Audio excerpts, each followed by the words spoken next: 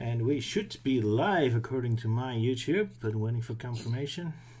And confirmation that people can hear me. Yeah. We are alive, and they can hear you. Yep. Wow, amazing. Well, shall we make... Incredible. Let's see what else goes wrong. Yes, an applause for getting the basic stuff right. Hi, welcome also, everyone. More importantly, Dissected Alive. gotta include that. There you go. Hi everyone, and welcome back, Elise. It's been a while. Yeah, it's great to be back, guys. Sorry, I just had a lot of stuff going on. Understandable. You're having a busy life. And besides, most of the previous ones were all like filler episodes anyway. This is our first regular one again. Yay! Oh, yeah. Hooray! Oh. Although we still kind of have a fillery Back to the moment. swing of things. Back to the swing of things, yeah. Still we're doing a little bit of a fillery thing because Melting Man's gonna sit out next time, so we don't start to the next comics yet. So we're just doing golden books today. Yeah, which I'll explain when we get to the end of the stream of what's going on, yeah. Fair enough. So looking forward to that. But yeah, welcome everyone back to Sonic Dissected Alive. Back to Adventures of Sonic the Hedgehog again with Mac Hopper and Momma Robotnik. Thank you, Euan, for the wonderful thumbnail. It's the return of the best Adventures of Sonic character. Indeed. So yeah, anyone something to say about what they've done the last couple days? At least, do you have anything to say about what you've done, or is it all private? Yeah, I've been getting used to my new coding job. It's going good. But I also had a bout of anemia again, so I had to get treatments for that. And yeah, it's going all right. It's just something I've got to deal with. Yeah, that's not good. But coding, I didn't know you were into coding.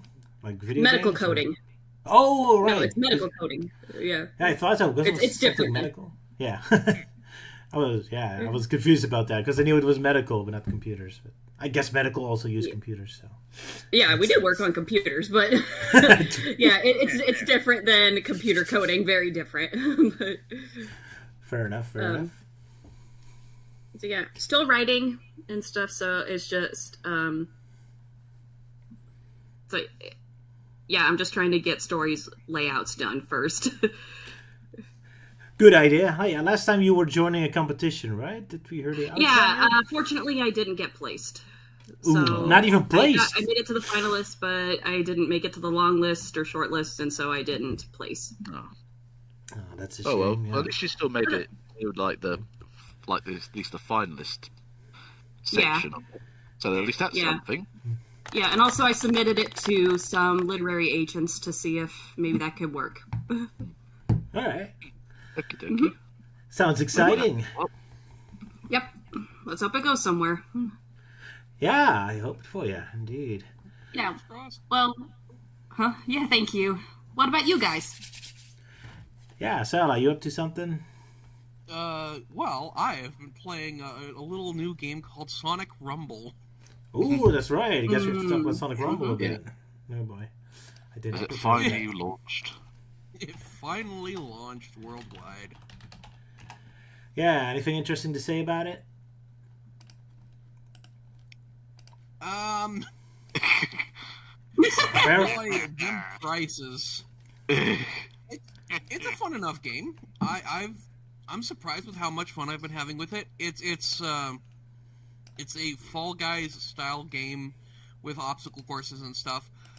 But whereas like Fall Guys always felt like a slog to play through, this feels very nice. It's the controls are very like tight and you feel like you have control over your character at times. You're glitching out a bit. Yeah. No, sorry. Did I? Okay. So, it's whereas like Fall Guys feels like very janky to play because you're like this 6 foot tall mascot character. Yeah. Long arms, short legs. Here, it feels very nice to control your character. So, Sala, can you look out and in again? Or maybe like a reboot for a bit? Because you sound really glitchy at the moment. Yeah, it does sound a bit glitchy. Yeah. Sounds your vocal cord a bit better. Yeah. Poor Sala. Yeah, Melty also played the game. You have something to say about it? No, I haven't really played the game. Just too upset about them. It's like, oh, it's just more filled to the brim with microtransactions and live service shit, and I'm like, I'm sick and tired of like, honestly, just modern games in general just going downhill. You know, it's either paying $100 for the new game or become a mindless slave to the live service gods and whatnot. So I'm like, fuck that shit. And of course, people have been complaining about, oh, the cosmetics are overpriced. And it's like, yeah, geez, first Sonic Superstars, then Cross Worlds, and now this. And you know it's sad that Sonic Forces is the only Sonic game that got it right when it comes to unlocking cosmetics. Typically, yeah. Sala, can you... do I sound better? Yeah, yes, you sound much better. Yeah. Okay, good. Alright, so, if I need to repeat myself, I will. Yes, probably a good idea, sorry. Okay. So, in a game like Fall Guys, the controls are very wonky because the characters themselves are very wonky. They're these like 6-foot-tall mascot characters with long arms and short legs. And it just feels like a slog to get through a game of Fall Guys. But Sonic Rumble, you just feel like you're in control of your character at all times, and it feels a lot better. So I have a lot more fun with this game than I do with Fall Guys. And, you know, again, all the people who say this game is pay to win, it's not really. The skins never were pay to win. They just, like, contribute to your meta score outside of matches. But, there are skills you can also buy, but fortunately, there are ways you can get the currency in-game as well, so... yeah, it's fine. It's just fine. This is fine. Yeah. Although I did get a bit of a chuckle with how, like, you know, Melting Man was just talking about, like, oh, this game's all bad, it's, like, not so great, it's all that sort of stuff, and, of course, when Sala joined, and, of course, she was still rambling on, and at least went, yay! It's like she was cheering, like, yay, this game sucks! I was more complaining about why I'm so against live service games and whatnot, and the downhill of modern games in general, because, yeah, I'm not playing the Sonic Rumble. And it's enough to make at least cheer. Yeah! I was cheering that Sala was back, but... Anti-live service gamers unite! Yeah. But yeah, I did give the game a go myself, although not played it since launch day, just because I keep forgetting about it. I mean, it's not too bad, but I can obviously understand not everyone obviously is into the game, especially with all the, like, you know, how many times the game just keeps prodding you, saying like, hey, look at this, and it only costs you £10. It's like, no, let me play my game, please. It's like, oh, but don't you want this? No. What about this? No, go away. But yeah, that's just kind of the main issue, and I think everyone's also still feeling a little bit sour because of how long we all had to wait before it finally got released to everyone else in the world. Yeah, and it doesn't help that they were still advertising events going on, despite the fact that no one can play it. Yeah. It's like, hey guys, guess what? We got all this movie stuff to show off. Oh, when's the game coming out? No. Oh. Yeah, it's like, oh, can I play the game now? Fuck you. Yeah. Overall, it's not too bad, but they obviously got to, you know, better reduce the prices at least for all these cosmetics, because especially since I'm hearing people say like, oh, $60 for skin? Get out of here. Bit yeah, much, that's yeah. the sad life of video games now, with the live service games taking over the market. Bah. That's life, yeah. And Luke, how are you doing? You done anything interesting last 2 weeks? Well, I had a bit of a scare at the beginning of the week because my dad was in hospital for a few days. But I think he had some sort of like an infection or something. Yeah, because he had. But what happened was Sunday night I was just minding my own business. I heard a loud hitting on my door, my flat door. I saw it was my mum. It says, "Oh, I need to come and see Dad because he had a bit of a problem." So he was taken to hospital. Then on Monday I had to go and see him, and and he's doing pretty well. He's doing all right. I mean, they ran tests on him. They haven't found much wrong with him. I think he had some sort of UTI infection, and he had to use a bag for a few days. He's been home since Wednesday, and he's doing pretty well for himself. Well, that's good to hear. Yeah, that's good. That's good to know. Yeah, that's a scary. Bit redundant, but sorry. Anyway, so I mean, my dad is he's going to be 72 in March, so he has reached that age where you have to be cautious and you got to look out for him in that. That's true. Yeah, we ain't getting any younger. Mm-hmm. So, and Luke and Melty apparently got their way into a magazine. Can you tell us about that? Yeah, that definitely took me by surprise. Yeah. Oh yeah, because apparently me and Melty. We got this magazine in the UK called Retro Gamer, and sometimes they post on their social media, on Twitter, what's your questions about gaming, and some of them gets printed into the magazine. So it was mostly about what's your favourite memory about Banjo-Kazooie? So I said about when I first got the game for Christmas 25 years ago, and Melty said something as well. So when the magazine came out, I went to have a little check to see if we're in there, and in the back it has this little section of people from social media having a say, and me and Melty were in it. Yeah, that definitely took me by surprise, because I remember making that comment, but I had no idea it was part of an official magazine printing company. I just thought it was just one of those random accounts just rambling on about retro games, hey, what's your favorite? They specifically said on the catalog about after the question, saying some will get printed in the magazine. Yeah, when I look back at it, it's okay, there it is. I must have missed it when I made that comment back then.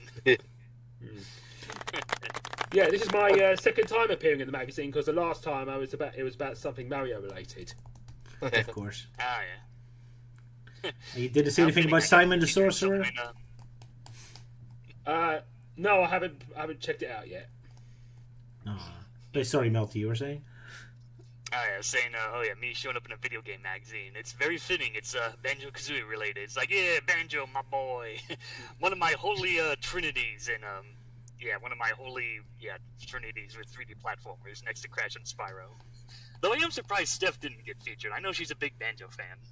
I did repost it to see if she sees it, but I don't think she noticed it. Yeah, I think. But she did want the magazine and had to end up buying it. Poor Luke. We were pressuring you into it. So now we owe you money. Yeah. A small little 5 minutes of fame. Being printed in a magazine. Indeed. Right, anything else we need to discuss, or shall we move on to the first Adventures of Sonic Hedgehog episode? I got a few things to say here. Alright. It's just more minor things I'm feeling a lot better because the past few days I was pretty low on energy, mostly because I finally got around to getting my flu and COVID shots, which I probably should have done earlier. I learned that the hard way.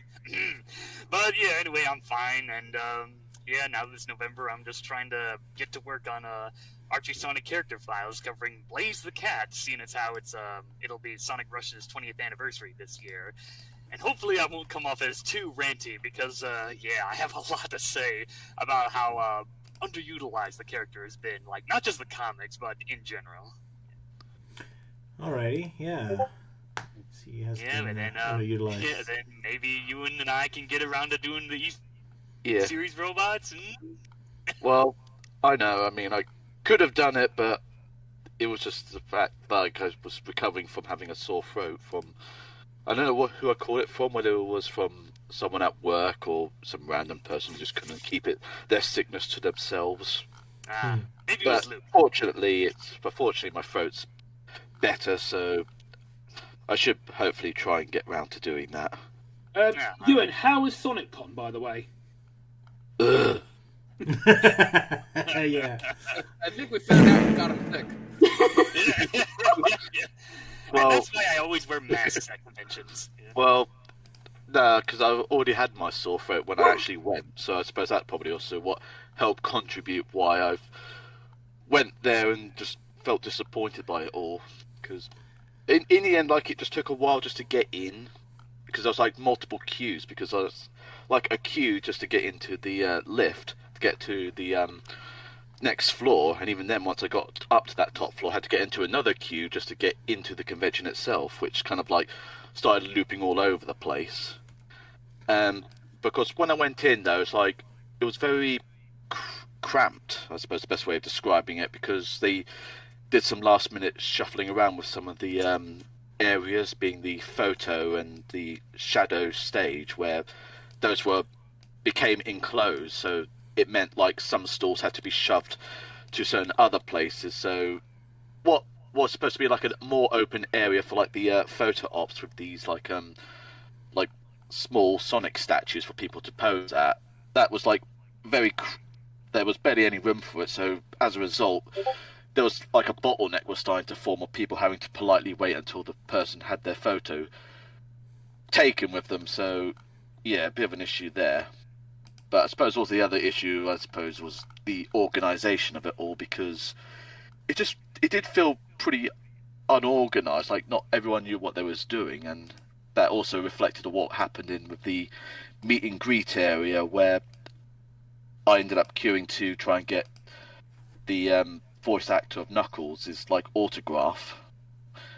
And of course it was the shortest queue, but after like over an hour, like, the queue barely moved, and the Knuckles actor only saw like about 8 people at that point, and I'm just like, ugh. So I just kind of abandoned that and just moved on from like trying to wait to get an autograph, especially since in the next like half an hour and so they were going to be leaving to do their Q&A session in the main stage area. But yeah, unfortunately the whole thing just left me feeling a bit sour. I mean, the only saving grace was TJ Davis singing all the Sonic R songs live, so that was positive. Perhaps the only redeeming thing about it for me. Yeah, the SonicCon in UK. Second time I missed out the Sonic R singing. Anyway, Sonic Paradox also played videos, including one of mine, so if you were there, I could have seen it. Unless you were like Euan and stood in line. Yeah. Poor Euan. Because I only literally just got... Because when I finally got in, that was probably around that time when it just finished. Because when I gathered into the Sonic stage, I saw the Sonic Heroes musical section playing. Yeah, the final climax, yeah. Oh well. Too bad for you. Poor Euan. Hopefully next time they will improve. Otherwise, they'll be. That's it. That's no more going to SonicCon UK if they're gonna continue being this disorganized and overbooking and such. Not easy organizing stuff. Oof, glad that's not my job. Alrighty. Anything else? Do we forget or should mention before we start? Yeah. Obviously that picture is mentioned on there. It's like referencing a moment from the game of Peak that me and Sala were playing along with Double Silly, where he basically found like this cursed skull, and like Silly asked, "Do you know what that does?" Like, "Oh, I don't know. Let me." And then just as he checked it, he like just died, turned into a skeleton, and just like we were all just like looking shocked, like, "Oh, he just died." And of course, then his spirit returned, and he just was laughing his head off just because of how sudden that was. I'm dead. It was especially funny because, like, when you die in the game, you don't immediately become a ghost.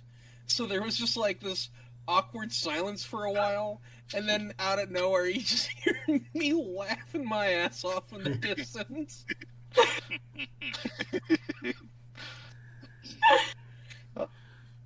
I can imagine not many people would be laughing when they realise they just died in real life.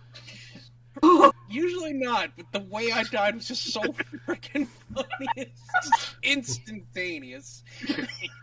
Just out of nowhere.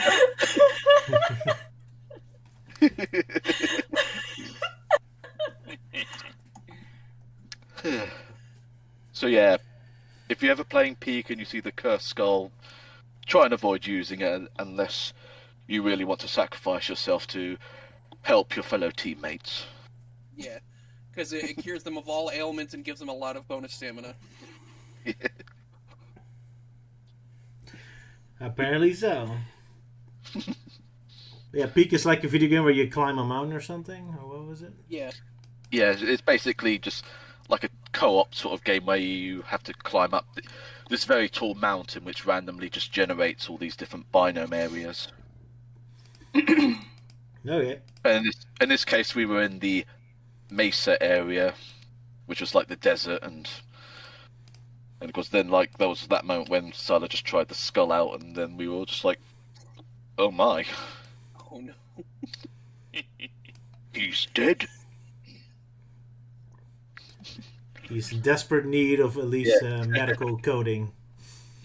Yeah. Yeah, just hearing Sala screaming out, yeah, medic! But yeah, like, Silly's left the link in question, so if you want to check that out later on, do. Very well. Crazy stuff. Alrighty, shall we move on? I Yeah. think so. Alright. There we go. It's Macopper, and of course we got to watch Sala's YTP intro, which has become customary for us to do. Nice. Indeed. And apologies in advance to Elise. Oh, Not boy. gonna have a good time. Well, I think you're gonna find out. Yeah. Oh snap! Okay, where is the Live stream. A lot of perverted jokes. Oh boy. Okay, but where's the I video? don't see the video, yeah. It's in live stream planning. So... It's the latest thing at the bottom. Oh, there it is. Yeah. Oh, I found it. Yep, good. Alright, everyone ready? Okay. Yep. Ready? Yep. Lisa's so scared. Poor girl. She sounds scared. Like, what am I... And for good reason. Oh snap! A 3, a 2, a 1. Here you go. And now, it's time to deal with Mr. McHopper's cock problem. Fucking stupid bitch. We gotta get Mac or Dr. Robotnik's gonna turn us into And all I have to do is post a few nude posters to let people know I want cock.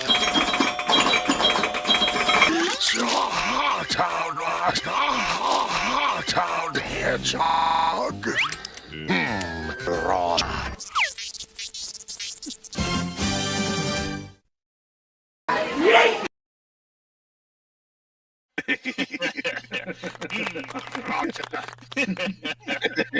very raunchy.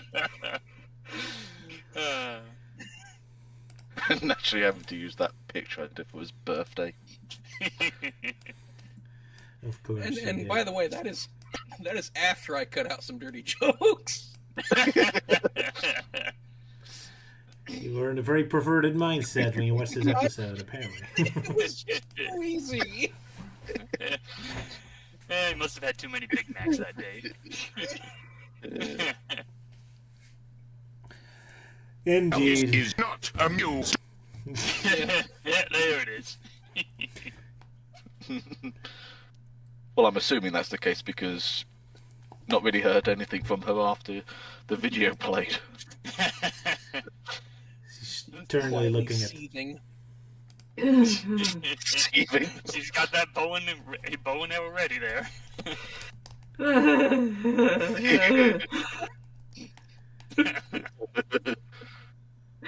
Even with the warning.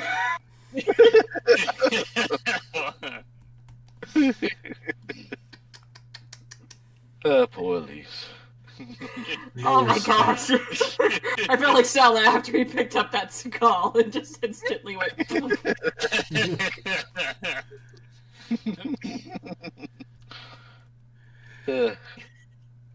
Well, Sala, you get to do the synopsis. Oh, no, wait, no, sorry. Oh my gosh. Oh, yes, you do the synopsis. Yep. So we're not finished with his bad jokes yet. Oh dear. Oh dear. Round two. There's like no sex jokes in here, I think. You think? It is, You think? I wrote this at like 7 a.m. before going to bed. Oh dear. Okay. Our episode begins on a dark and stormy night at Robotnik's fortress. Scratch and Grounder have returned with what they claim is a volunteer that will eliminate Sonic as they wheel in a chained-up kangaroo with a vest. The kangaroo declares no intent of helping the evil doctor, stating he's been battling against Robotnik since childhood. He steals one of Scratch's tail feathers and picks the locks on his handcuffs, then throws the feather like a boomerang to turn on a giant magnet that immediately grabs Scratch, who immediately cries to Robotnik for help. Robotnik, impressed with the kangaroo's skills, reveals he is aware of the freedom fighter known as McHopper. Oh, damn it. I messed up one of my jokes already. Anyway, it's because I originally... I was about to say, he's at least like trying to crunch up Sala's bones. Yeah, I thought that was Roger eating potato chips or something. No? I originally read his name as McHopper, not MacHopper. McHopper. Anyways. That's how I read it first. Okay. It's okay.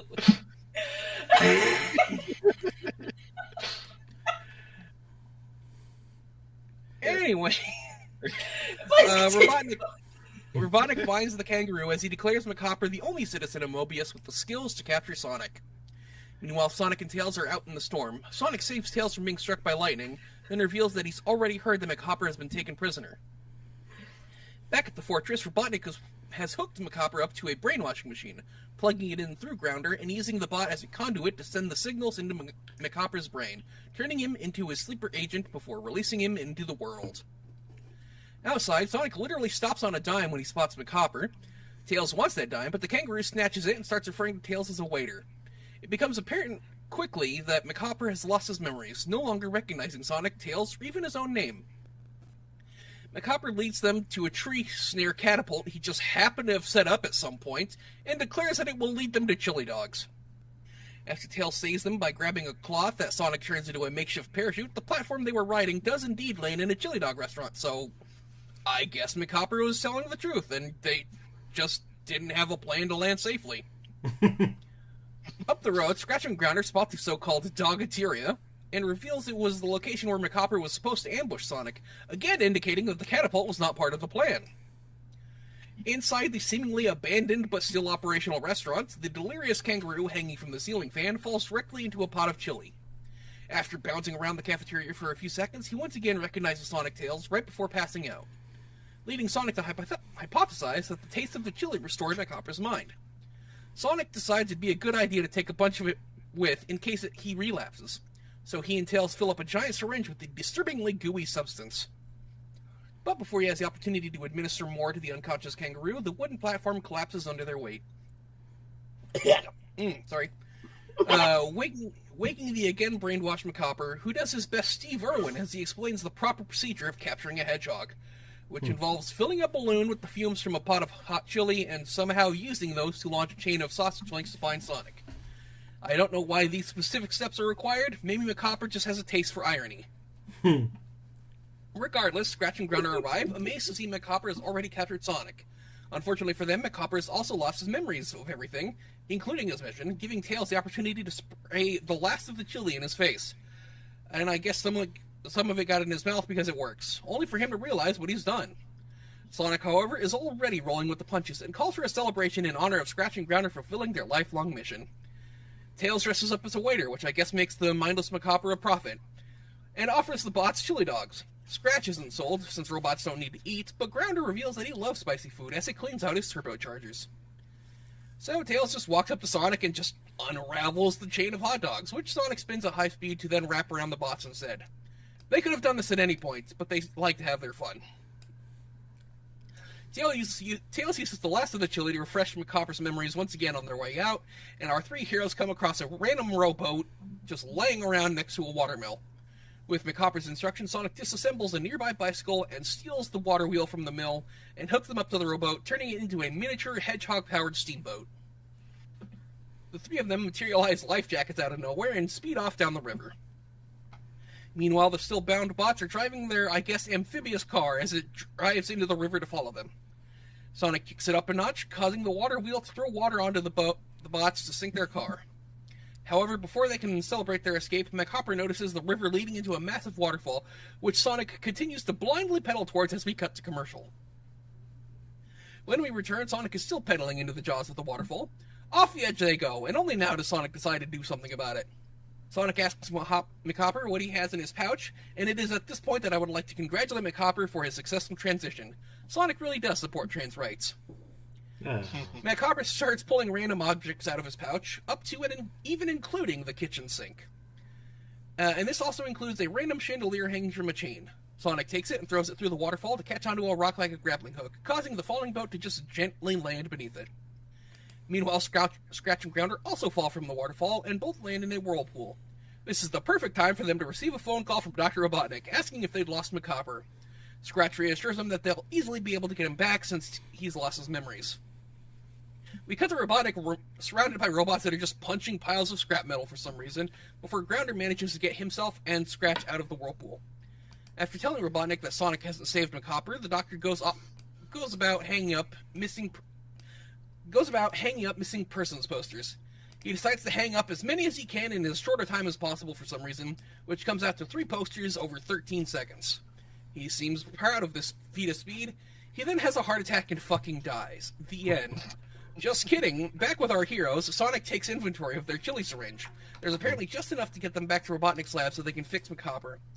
The Kangaroo, meanwhile, has converted their makeshift hedgehog-powered steamboat into a makeshift hedgehog-powered helicopter. As they take flight, Scratch and Grounder take chase, their car still somehow in working order. Now armed with a giant crossbow loaded with 2 massive plunger-tipped harpoons, Grounder takes aim and manages to hit both the helicopter and Tails. Sonic pedals so hard that the rotor flies off, leaving our heroes to fall right into an open cage being towed behind Scratch and Grounder's car. Once trapped, McHopper starts to relapse again, so Sonic uses the last of the chili to return him to normal, just in time for him to come up with a plan of escape. Leaning the cage to the right so the rope wraps around a tree, causing the car and cage to crash into each other, and freeing the heroes. McHopper then sees what is supposed to be Robotnik's poster, but it looks more like a bumper sticker. Regardless, even the sight of Robotnik reinitiates the brainwashing. Even so, McHopper pretends to still be on Sonic's side, even insulting Robotnik and mentioning messing with Scratch and Grounder to keep up the charade. The 2 bots are worried about how Robotnik will react to the wrecked vehicle when Sonic, Tails, and McHopper arrive just as mechanics, and they convert the car into a rocket. McHopper uses the last of the chili as fuel for the rocket, much to Sonic's horror. McHopper reveals his true intention of messing with Scratch and Grounder here was not just to keep up appearances, but also so he could take all the credit for capturing Sonic. He leads Sonic and Tails through the sewers, where he again loses his memories, but another one of Robotnik's posters turned bumper stickers reactivates his brainwashing, and he leads Sonic and Tails up a ladder, which inexplicably leads to the drain of Robotnik's bathtub. Sonic somehow recognizes Robotnik's rubber crocodile, though he calls it an alligator, like the uncultured hog he is. As punishment for his crimes, McHopper handcuffs both Sonic and Tails and takes them to Robotnik, who is currently trying to look busy. The Doctor is overjoyed to see his plan has succeeded. He tells Sonic that he had just won an all-expense-paid ocean cruise, but as an icicle as he fires a freeze ray at Sonic, who barely dodges it. Sonic, feigning hopelessness, asks the gracious Doctor for a final request. Robotnik steals Sonic's catchphrase to mock him, and Sonic asks for one last chili dog. Robotnik, seeing the humor and asking for a chili dog before being frozen, is happy to oblige, and leads the chained heroes to the kitchen. Did I say chained? I meant unchained, because this idiot took off their handcuffs and left them almost entirely unsupervised in his kitchen, with only McHopper to keep watch. Even though he had no way of knowing McHopper's brainwashing is undone by chili, this is still such a monumental mess-up for Robotnik, the likes of which we haven't seen since the Golden Cookie incident. Sonic takes a quick lap around the kitchen and comes back with 2 chili dogs. McHopper thinks they look delicious, so Sonic throws them into the kangaroo's mouth, restoring him once again and allowing them to come up with a plan. As part of this plan, McHopper reports back to Robotnik and states that he hears some of Sonic's friends are on their way to rescue him and Tails. Robotnik, showing an unusual amount of trust, not only immediately believes him, but also asks the kangaroo what they should do about it. McCopper pulls some more tools out of his pouch and recommends they build a magnetic force field around the fortress, and they should also enlist their prisoners to help construct it. Robotnik sees absolutely no issue with this plan whatsoever and demands Sonic and Tails help him construct this machine. The giant magnetic force field immediately starts attracting random other machines and even the doctor's belt buckle, causing his pants to fall down. Even this is not enough to leave Robotnik suspicious. He sees the magnetic beams going to McCopper's head. Somehow, this completely undoes the brainwashing, freeing his mind from Robotnik's influence. Even this does not convince Robotnik that something has gone wrong with his plan, as he somehow still thinks McCopper is loyal to him. The magnetic force field then manages to grab hold of the rocket that Scratch and Grounder are stuck in, and they become overjoyed when they see their path has been altered to Robotnik's fortress. Sonic, Tails, and McCopper make their escape as the rocket crashes into the fortress, destroying it. Robotnik vows that Sonic will not escape his wrath forever and signs off with his signature catchphrase. Sonic and Tails congratulate McCopper, who appreciates their sport, even though he doesn't remember what he did to earn it. To relax after their victory, the three decide to go river floating. Tails decides he wants to go swimming and dives into the water against Sonic's warning. He quickly gets swept up in the rapids, but Sonic quickly saves him. Then reminds the kids at home to be careful of currents and riptides while swimming, and to always have an adult present when you do. The end. Applause. Yay. Yeah, weird episode, although with this show that's kind of goes without saying. Yeah. Yeah, and with the character that we have, I'm kind of surprised Taika didn't show up for this. Yeah, it would have been perfect our here. Australian representative. Yeah. Oh, well. Then Taika would have said, like, what they believed, if, like, McCopper was Australian enough or not. Yeah. Doesn't even have a knife. Yeah. He does have boomerangs, though. Yeah, I kind of like Matt Copper. Yeah, it's cool. Yeah. It's probably just because of the fact that it's very rare to see kangaroos in official Sonic media. Yeah, apart from the Down Under Freedom Fighters. Yep. Oh yeah, Walt Wallaby. Yeah, it was another male kangaroo that has a pouch. Yeah. Yep. How unrealistic. And, oh yeah, and I guess technically the Sonic games did have kangaroos in Sonic Spinball. Yeah. Yeah. I agree to that. I was thinking about Sonic vs. Avenger, but it was only for a while. No one gets the reference, so you know those critters jumping on those bellows and lava. Yeah, rocks. no. Yeah. Yeah, I know the ones you're referring to. It was just I was looking at the screen, of course, of when the Robotnik's fortress gets electrocuted by lightning, and Luke's response is, "And you all got electrocuted." The end. Yeah, at first I thought it was random, but then after I rewatched the episode, I'm like, oh no, they do reference it, because when they call Robotnik on the phone, we see his robots are trying to rebuild his fortress. Yeah. Oh. That's what they were doing. I did not catch that either, so well spotted, Melty. I'm impressed by you. I was like, why are these robots just punching metal? That explained it. Wow, That's how they fix things. Punch metal. Or metal. Sometimes you have to really pay attention to the show, yeah. What is it? Yeah. Oh, well. Yeah. I think my favorite running gag in my synopsis was that they're always using the last of the chili. Yeah. Yeah, the way like the chili is in that cylinder ejection thing. Yeah, like the size of it is very inconsistent. Yeah. No, and every time they use it, they empty it out. Yeah. I think my favourite bit was when I was very surprised that they would add a scene where Robotnik gets heart failure. Yeah. Oh yeah. If it was that easy in the cartoon, they said, "Hey, Robotnik's dead. We won." Yeah, it's more funnier if you played it like a faster speed. I suppose if I pooped that episode, I probably would have added that dialogue from Monty Python: The Holy Grail, where it's like, suddenly Robotnik gets a heart attack. The animator got a heart attack, yeah. Whilst for me, I probably would have just have added the ending credits, just play out. Literally just as he collapsed. I'm reminded of this animation, I can't remember where it's from, but it had like Robotnik meeting Sonic multiple times, and sometimes he goes, heart attack! And he just falls over. Okay, right. Meaning Sonic multiple times. That feels like that's part of the whole Chaos Emerald episode. I do remember another like audio dub from Sonic Adventure 1 where like Robotnik is laughing, but then they dub it over like he's having a heart attack because he has such a weird movement. So I guess it's a popular joke. It's just wobbling up and down, yeah. Funny jokes. But yeah, chaotic episode with the hero constantly changing his mindset, literally. What's up, Sala? One kind of funny detail about this episode is when McHopper is like calling Tails a waiter, he orders a chili dog with a side of eucalyptus leaves, and I think the writers got kangaroos mixed up with koalas because eucalyptus leaves are toxic to pretty much every animal on the planet. Except koalas, apparently. Except koalas, yeah. Koalas, brainwashed. Yeah, they were pretty awesome. Yeah, they're basically like, oh, we have a kangaroo character. Okay, let's just have him spout random Australian things. Yep.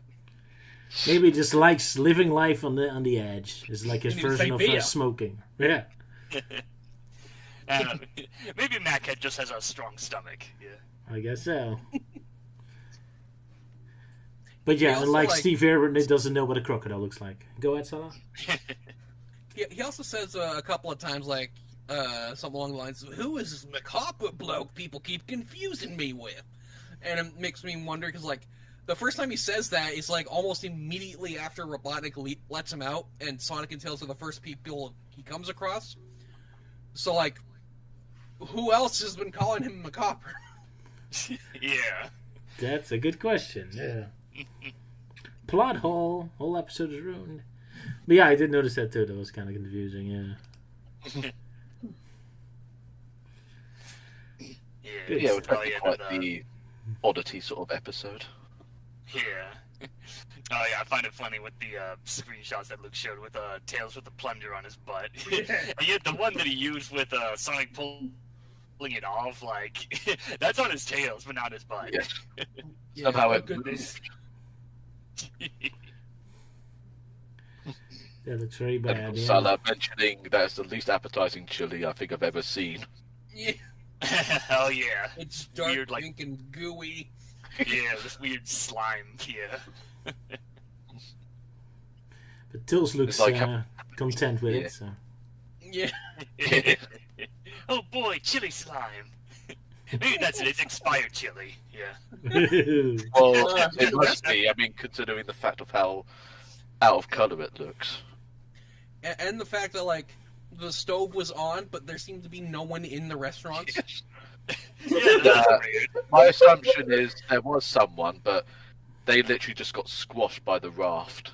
Crash landed. That would explain why there's no one there. It's one of those places where you like help yourself to make your own chili dogs. Oh yeah. Yeah, maybe he just went out to lunch and forgot to lock up the building. Well, maybe it was locked up. I mean, it didn't enter through the entrance anyway. Yeah. No, I mean, Scratch and Gun are able to get through it with no problem. Yeah, that's true. Fair enough, fair enough. Another thing I've noticed is when they were in the dark in the sewers and it was all black, when you see the eyes, like, usually in cartoons or something, you usually see the eyes moving about a bit to indicate they're moving, but they're just standing there, like they don't see them move, so it looks like they're just saving on budget or something. Yeah. There's literally one frame of animation every 20 seconds or so. Yeah. It's like they must have forgot to move the eyes around. They don't even blink. Yeah. You know, obviously, like the saving money sort of thing, such as in a way, or like saving time with animation, kind of like in that Supersonic Super Special, like issue 15, where they just like it's completely black for like a couple of pages, and then next time it's like a lot of pages of just like snow. Oh yeah, Analogous Games, yeah. Well, fortunately, that story got remade with better artwork years later. True. Must have been awkward, yeah. Yeah, done by the infamous Many Hands, yeah. So, anyone liked stopping on a dime pun they made? Sonic stopped on a dime. Oh, yeah. He literally stooped on a You dime. stepped on a dime. I want that change. I find it more hilarious with Tails' reaction when Mac grabs it. He's like, "The fuck you say to me?" Yeah. Like, oh, you lost. That was fine. Genuinely angry. Well, naturally, who wouldn't be angry if like someone just took money from you? Yeah. Oh boy, Especially in this economy. It was my lucky dime. Me lucky dime. Yeah. Yes. What the fuck you say to me, melting man? That's the expression he makes if someone insults his machinery. Yeah. No, I think he's probably more pissed at Sala for what he did in the intro. No, probably, yes. Yes.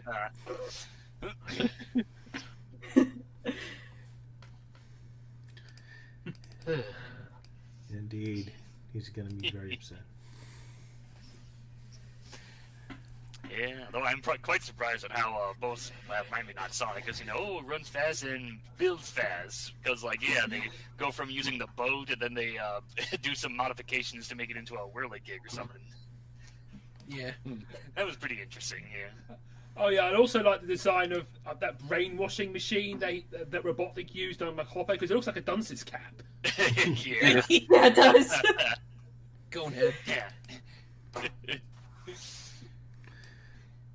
It was they must have done it on purpose. Yeah. Yeah, it's a very typical look. Yeah. Too bad they didn't put an R on the top. They should have put an R on it, so at least it better resembles it resembling a dunce hat. Yeah. But it's a robotic hat. Yeah, especially with how there's electrical sockets on the sides. Yeah. Like literal sockets. Yeah. Yeah, then Grounder pulls out sockets out of his arms, which for some reason I find that really strange. Robot or human hands are sure. Electrical sockets, no. That's just going too far for me. What I find weird about that moment is the sockets on the hat are 3-pronged outlets, but Grounder's electrical cords are 2-pronged. It just felt like a weird design decision. Well, doesn't 2 prongs still work in a 3-prong socket? It does, but Yeah. it makes me wonder what the 3rd prong in the outlet is for. I don't know, maybe it's the ground one, grounder. Yeah. Well, yeah. No, I think it's just there for dispensing out eggs. For Robotnik. Sure, why not? Very, very small eggs. Very tiny eggs. Yeah. Eggs the size of brains. Dim-witted brains. Good stuff. Was a bit of a random. Well, I say random, but it's not really as random since it actually ends up destroying Robotnik's fortress. But just like when Sonic is telling Tails just to get away from the tree, stop flying so high up near the trees, and of course, lightning striking and such. A part of me was thinking, is that going to be a Sonic Says segment? Going to become one? But no, it didn't. So it's just there as just a freebie, I suppose. Stay away from tall trees in a thunderstorm. Yeah. Yeah. Yeah, it almost feels like a parody joke. You see the scary castle of Robotnik, then the lightning strikes, but then actually hits and explodes it. But it wasn't really filmed or shot like a parody. It's more random than it actually feels like a joke, but probably intended to be one. It was an interesting detail. Maybe all that electricity was attracting it. I suppose so. Who knows? Oh well, trying to figure out this show is quite the hassle sometimes. So I'm really glad that they came out of the bathtub and it wasn't a bit further up. Well, I'm just glad it didn't pop out of a toilet. That's what I was referring to. Yeah. You're probably thinking something more dirty. I'm more thinking of thank God there wasn't a Skibbity toilet reference. Bah. Yeah. Oh. Oh no. Oh, and there Sonic was. Oh, if there was. Oh man. Yeah, Sonic toilet. Yeah, that'd be cringe. Because there actually is, so like, there's like official mobile game of like, fighting off Skibbity Toilet, and you can play Sonic as a character or something. Yeah, I forgot what it was called. PUBG. Oh, that's it. PlayerUnknown Battlegrounds. Yeah. I do like Robotnik's bath mat, though. Oh, yes, very green. Yeah, it's green and pink. Yeah, green for the bathtub and pink for the toilet. Yeah. Oh yeah, I also just noticed there's like a thing attached to that wall. Like, is that supposed to be like an air freshener or something? I think it's a soap dispenser, or like like an air hand dryer. Oh yeah, it does kind of look like a soap dispenser. Yeah. Yeah, I mean, for an evil genius, he does have very nice living quarters. He's got a nice bathroom and a nice kitchen. Yeah. Yeah. Oh, imagine. No. No, Euan's been into. Euan's been infected with the skibbity thing here. Hang on, sorry, I couldn't resist, Euan. What's he done? Mortified. He fell down the toilet. He fell down the toilet. That's funny. You wouldn't go down the hole. So mortified. I can't believe it. Standing on end. Yeah. One thing I couldn't help but think during this episode, specifically during the part where Sonic and Tails are out in the storm at the beginning. One thing I couldn't help but think was the fact that like this episode predates both Sonic's hydrophobia and Tails' astrophobia. Oh. Oh yeah. So like Tails is not afraid of lightning, and it almost gets him killed. Maybe this episode was the reason why it started. Yeah. This was. I think we already covered an episode of Sonic being fine going underwater. That was with the weird fish people one. Yeah. Yeah. And he was fine with water, and Sonic sat at him as well. Yeah. Didn't become a running joke until later, yeah. Oh well, there's an alternative universe that can do whatever it wants. Yeah. Yep. And it does, to an extreme degree sometimes. Speaking of, actually, he's kind of... This version of Sonic has kind of become relevant in an online discussion recently. Oh, okay. Oh my god, can I find the picture real quick? Well, good luck, because there's like hundreds of them buried on Twitter, yeah. There was a discussion about, like, which versions of Sonic could handle turning into the werehog. Oh, I remember seeing that one, yeah. Yeah, and it's pretty much unanimous that Adventures of Sonic the Hedgehog Sonic would be fine. Oh yeah, with a cartoony word like that, yeah, he'd be fine. Yeah. Imagine movie Sonic.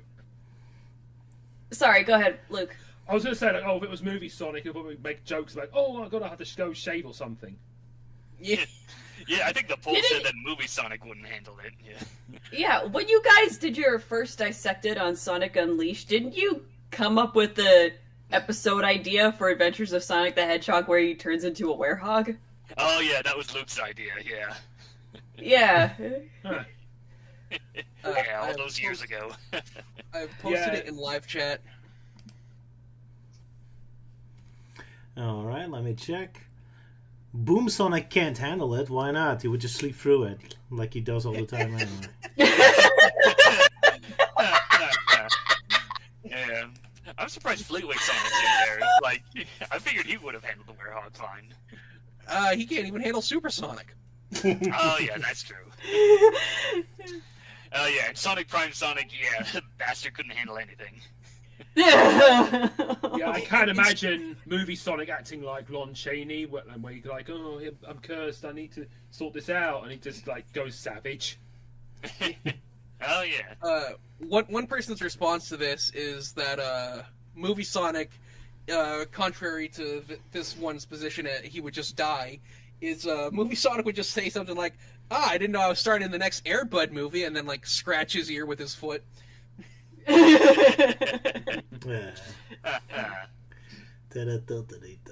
Yeah. Guess it makes sense. Yeah.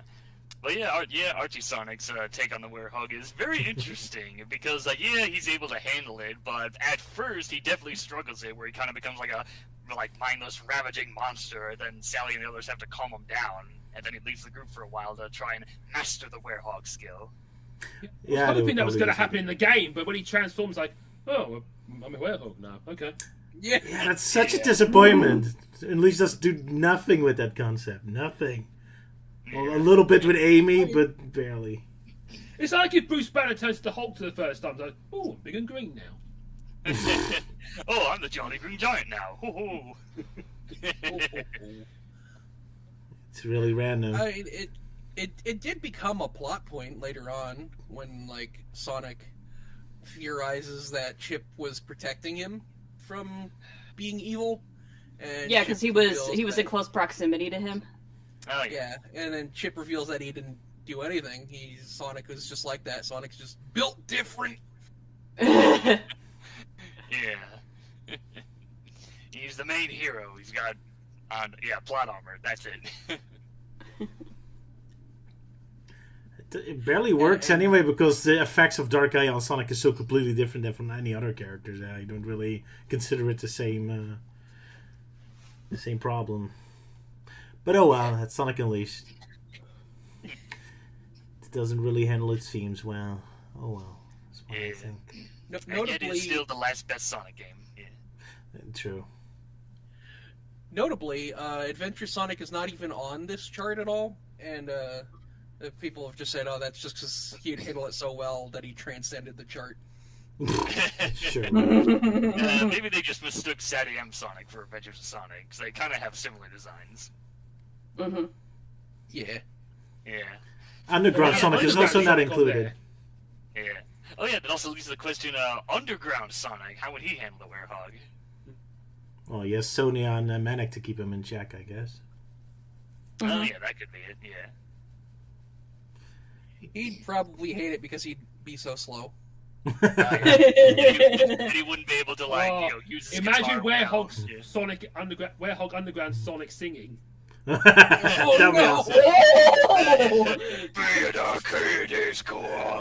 it better have to be those growling metal songs.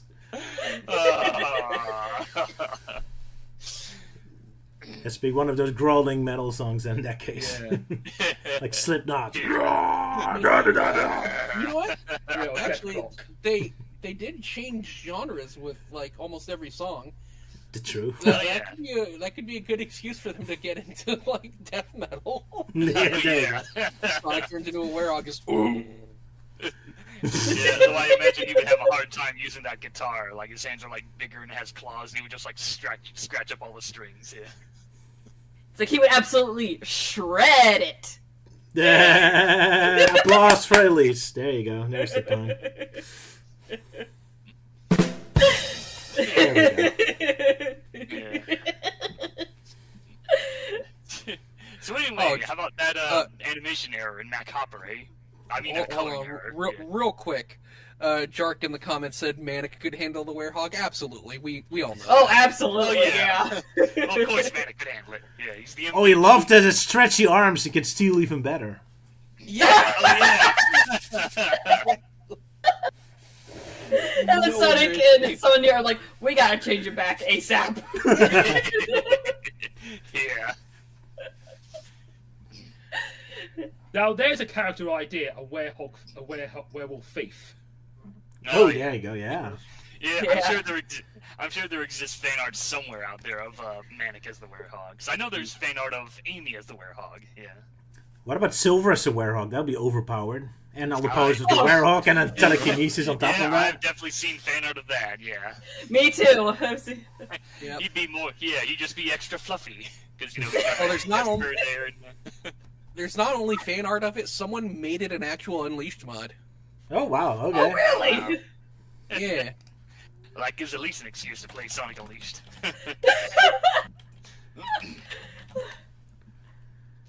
Oh my gosh. Alright, so anyway, so as I mentioned before, there was so I mentioned before there was a weird coloring error in this episode, and that was like in the scene where they activate the machine so that Mac Hopper is free from mind control, and we cut back to like scratching ground, they're still up in the air, and so originally their aircraft thing is pink, but for some reason there's a shot where it's gold, and then it goes back to pink again. Oh yeah. Whoops. Oh well. I did not notice that. Or maybe I did. I do remember he got green for a frame, but oh well. Oh my word. Not easy drawing and coloring consistently. Yeah. Well, hey, at least it's better than just having a static image of eyeballs not moving around.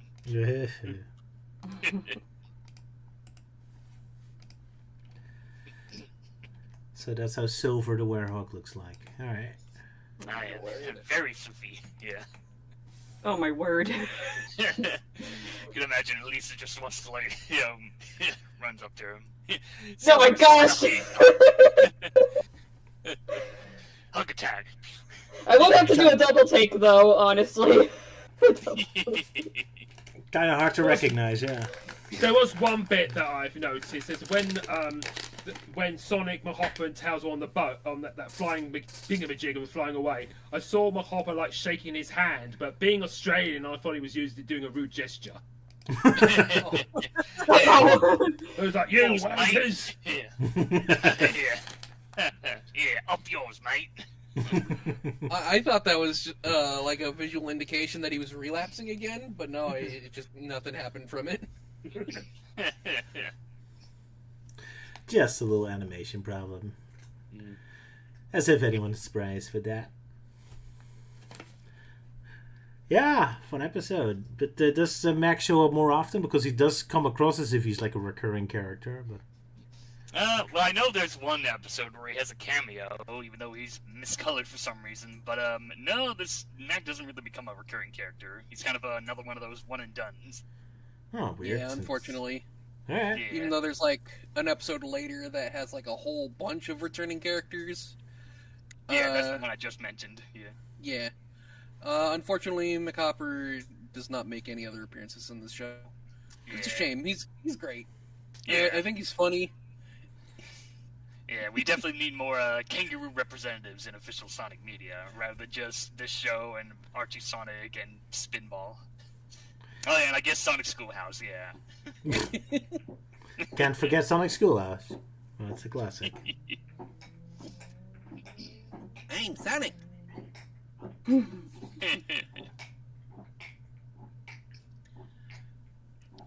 Anywho, should we move on to the next episode?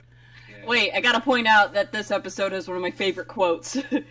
How dare you interrupt me when I am pretending to be busy? Oh, right, that one. How dare you interrupt me when I'm trying to look busy? Yeah, one of my favorite quotes from Robotnik. Very relatable. Very relatable, yes. Yeah, I definitely remember. I remember in an old YTP. I think it might have been from Boogity Boo or The Chairman. One of those classics. But basically, they had him say, "How dare you interrupt me when I'm trying to get head?" Oh God. Of course, leave it to them to have a darker twist to it. This is not amused. If it makes you feel any better, at least, the intro I did for the next one doesn't have any sex jokes. Oh, well, thank you, Melting Man. Ah, nice.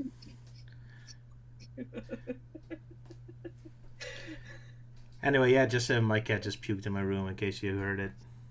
What's going on? Oh dear. Just must have taken one look at Robotnik and just puked. Yeah. I guess so. I heard some weird suction noises, but I didn't know what was going on. Yeah, that was my cat. Sorry about that. Oh. Hairballs, you know. Well, you heard it here, folks. Sorry. That's it's a just highlight that right there. Sorry. It's just that I also had It's like I took care of 5 cats growing up, so I know all about that. Well, hey, at least it didn't puke on Roger's head, with which I'm just noticing the cat peeing on Roger's head in the thumbnail there. The cat was not amused either.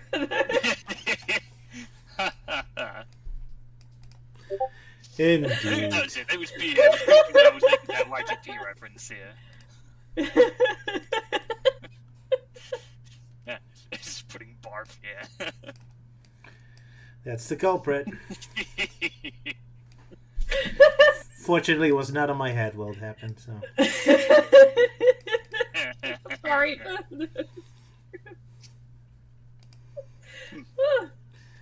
Those evil kitty cats. So, we shall move to the next episode then. Yeah. We're done with Mechap. Okay, bye-bye, Mechap. You were fun when it lasted. Yep. Yeah, good day, my copper. Indeed. Yeah, I did end up.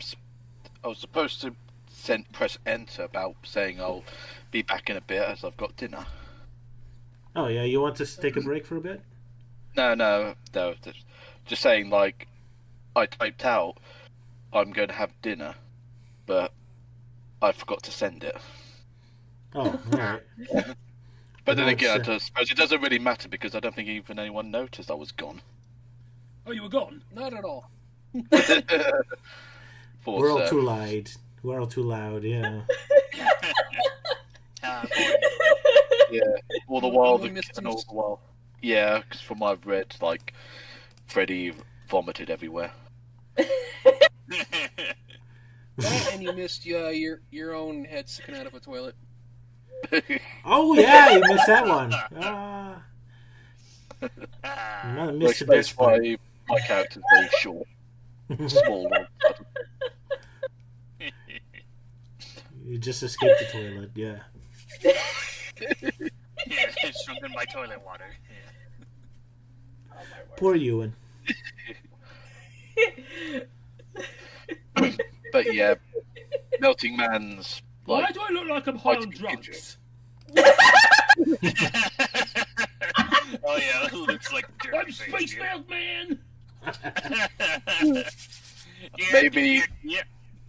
Maybe you've gone catatonic from just staring at Robotnik's undies. Oh no! All the while Melting Man was pointing upwards. It's like, now that's very interesting. Nah, my reaction would just be, haha, his pants fell down. And Luke going, no! No! Because he's the closest to him. Oh well, poor Lukey. Yeah, I just Melting like that. Man's YTP intro's been pinned, so. I thought, what was in that tape? Yeah. Oh dear. Alright. Everyone ready for the the poop? The thingy? Yeah, just call it the intro. And not just the intro. Not just the poop. Yeah, we've already gone through vomit. We don't want to go through poop. Wow, classy episode today, ladies and gentlemen. Did you miss Only that? the most highbrow humor. Alright, the intro. Everyone get ready? Okay, where is it? Just check the pin tab. Yeah. Check the pin tabs, okay. Yeah, pin this. Okay, the one with the chip. Yeah, it's the very Yeah, top I see it, okay. Alright, A3, A2, A1 for Momma Robotnik Return. Be careful, Chip. No, you fabricated! Roast turkey, stuffed breast. Ray. And the first worthless piece of the trash to go. He's a very naughty boy. Bah! Bad. Whoa! This is some really good shit, man. It's all over. Time for catching. Wow, speaking of Sonic Unleashed and the cats, jeez, how fitting. Oh my gosh! Yeah, that's definitely one hell of a coincidence. Like, yeah, first Roger's cat does this thing, and then, I make a cat reference at the end of this intro. And then a Sonic Unleashed reference at the beginning. Oh, yeah. Most because, he says, be careful, Chips for brains. And I'm like, okay, we'll just have him say, be careful, Chip. And it leads to the wackiness. He gets teleported to the Three Stooges universe. Yeah, when I heard the line where it says, like, he's a very naughty boy, I was like, oh, is that me? And then Melty says, no, that is me from a previous Dissected Alive. So that must have taken some very fine searching to find that particular line. Yeah, I had to find the episode when we covered the Sonic the Human from Fleetwood Sonic, and I remember we did this whole bit of doing our mock, granny voices, Yeah, oh, he's a very naughty boy, and I made your favorite! Yeah. I did like that little exchange, though, where Luke's like, where'd you get that line? It sounds like me! Yeah,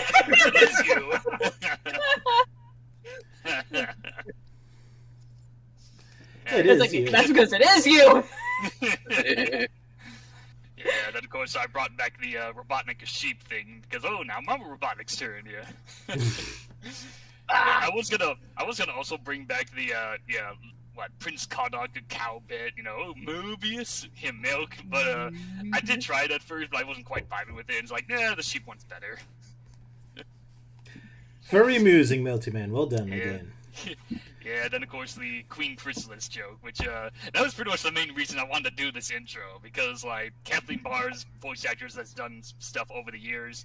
Nowadays she's probably more well known for voicing Trixie and Queen Chrysalis, and apparently she also voiced Momma Robotnik, so I just wanted to do that bit of voice acting joke. For the My Little Pony fans out there. Alrighty, well done, sir. Then, time for the synopsis, and it's my turn. My first time doing Adventure Sonic Dash, I think, or maybe not. I rarely do it. I can't remember. I don't recall either. Maybe? I feel like you might have done something before, but we'll check later. Regardless. Here we go. Alright. Momma Robotnik returns. One spooky night at the Mobius home for the bizarre mothers who keep denying the application for my mother for some reason, Momma Robotnik escapes. The clever way she does this is by just, leaving, walking right through the walls. Next morning, we see a cow sell his own bodily fluids before Momma Robotnik cleverly steals his car by just asking for it. Such cunning wit. Meanwhile, Robotnik is getting his latest brilliant plan ready. Sadly, Sonic and Tails are already on the scene. Grounder starts firing his lasers at them, almost damaging Robotnik's contraptions. So Robotnik instead has a much better idea and transforms his truck into a psychopathic monster, violently snapping and bursting out bursts of flame everywhere, most certainly damaging the contraption. Sonic defeats the truck by overinflating its tire, and the monster truck falls dead. Sonic, convinced that knocking Robotnik over is the end of his entire plan, ignores scratching Grounder in the Tower of Doom and immediately speeds off.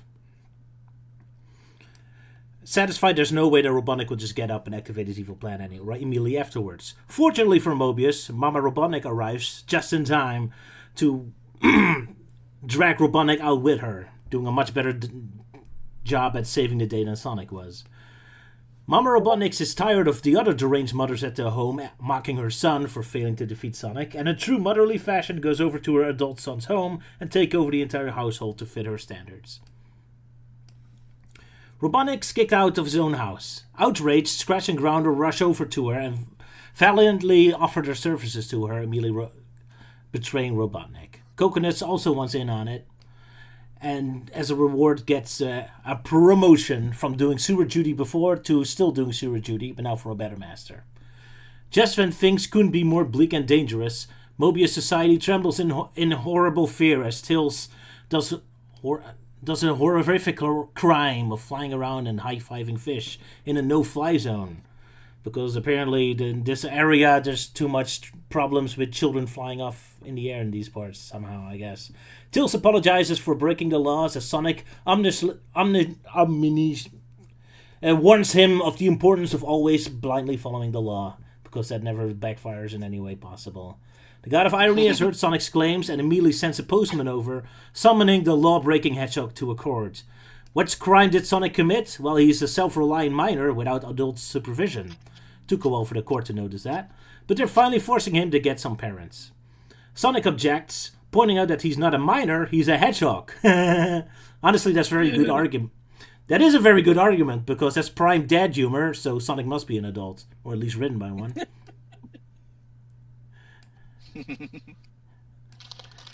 Anyways, sadly, it's not good enough. Sonic is sentenced to be adopted by the nice lady who's totally not Momma Robotnik in disguise. Logic be damned, following the law it is. Sonic then happens to look outside to suddenly spot Tails, who somehow teleported outside, because I could swore he was inside of the courtroom a second ago, is being outside being kidnapped by Scratch and Grounder. Sonic protests to the judge about this, but alas, Scratch and Grounder are official ICE agents, finally getting that law-breaking foreigner out of this country. Serves that punk fuck's right for flying. Sorry. Jesus. Yeah, should I not do political jokes? Sorry. Yeah, a little too, yeah. A bit too on the nose there, yeah. Alright, sorry. I'll drop it. Yeah, that's why I have a personal policy where I categorically refuse to talk about anything political. Yeah. Fair enough. Anyway, after convincing a child... What was that? Okay, never mind. After convincing a child protection agent that Robotnik's evil Fortress of Doom is a perfectly safe and normal place for a child to grow up with, it totally not involved, and also totally not involved with Robotnik's mother, the child adoption agent leaves again, and I lost my place in my script. The agent leaves Sonic to meet with his new brother, Scratch and Grounder. After resting in a jail cell bedroom, which looks pretty sweet because he has a pretty awesome train there, Sonic spends the next day cleaning the entire laboratory of Robotnik.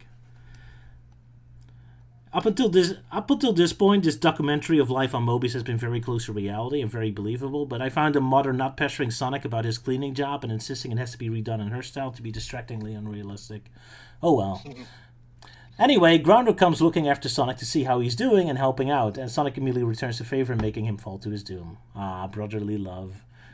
Sonic enjoys his nice, relaxing lunch break watching Tails in his jail cell of doom, as we cut to the next night where Robotnik meets up with Coconuts outside and promises him a much better job than Sewer Judy in return for his service.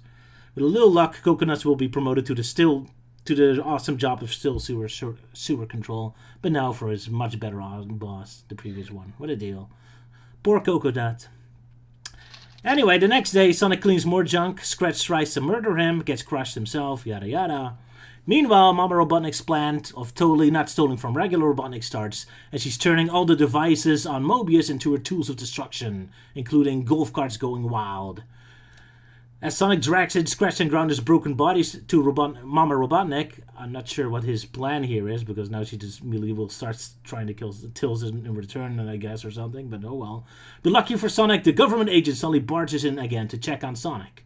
Observing Momma Robotnik's evil plans in action and spotting Robotnik himself, who claims to be her son, she finally realizes that forcing Mobius' great hero to be legally held hostage in the laboratory of Mobius' greatest terrorist might have been a bad idea, because Momma Robotnik has disowned her son before, and Rule 475 of the regulations state that mothers cannot adopt new children after they've done such a thing, even if they are a nice, friendly, world-famous terrorist, so that's a bummer. Sadly, Sonic is free again. In anger, Momma Robotnik orders the robots to go on a shooting rampage.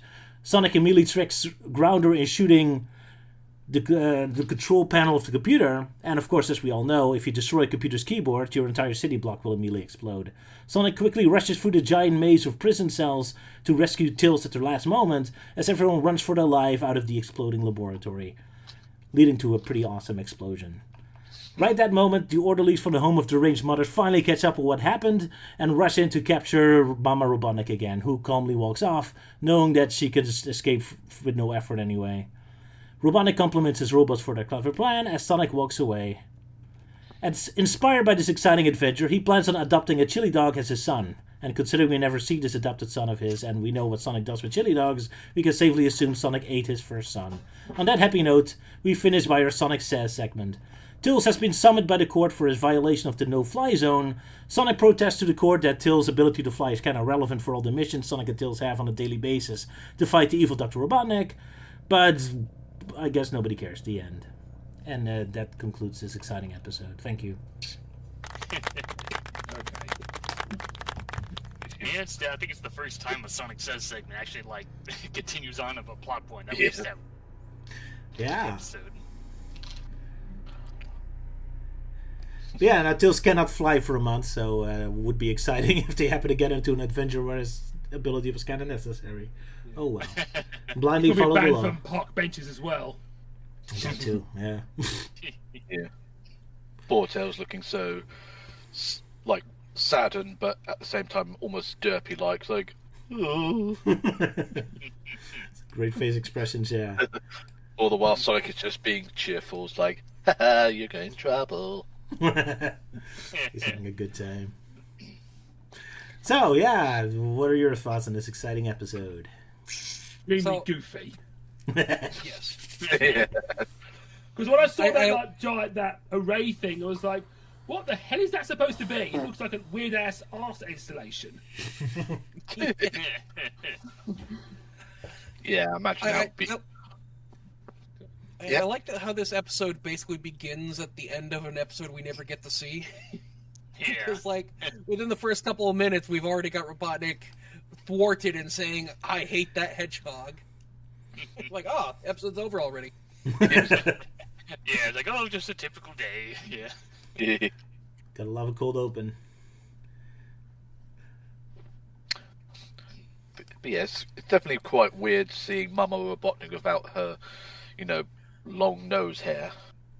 Yeah, that's definitely going to be a thing with the series. That, like Momma Robotnik's one of those few reoccurring characters, and the whole mustache thing is very inconsistent with the episodes. Yeah. Well, she gets one at the end of the episode, if it makes you happy. Yeah, the cost of Robotniks. Yeah, the cost of Robotniks. But yeah, with this kind of show, I always imagined that Momma Robotnik always had a mustache, and I guess in this stage she just decided to shave.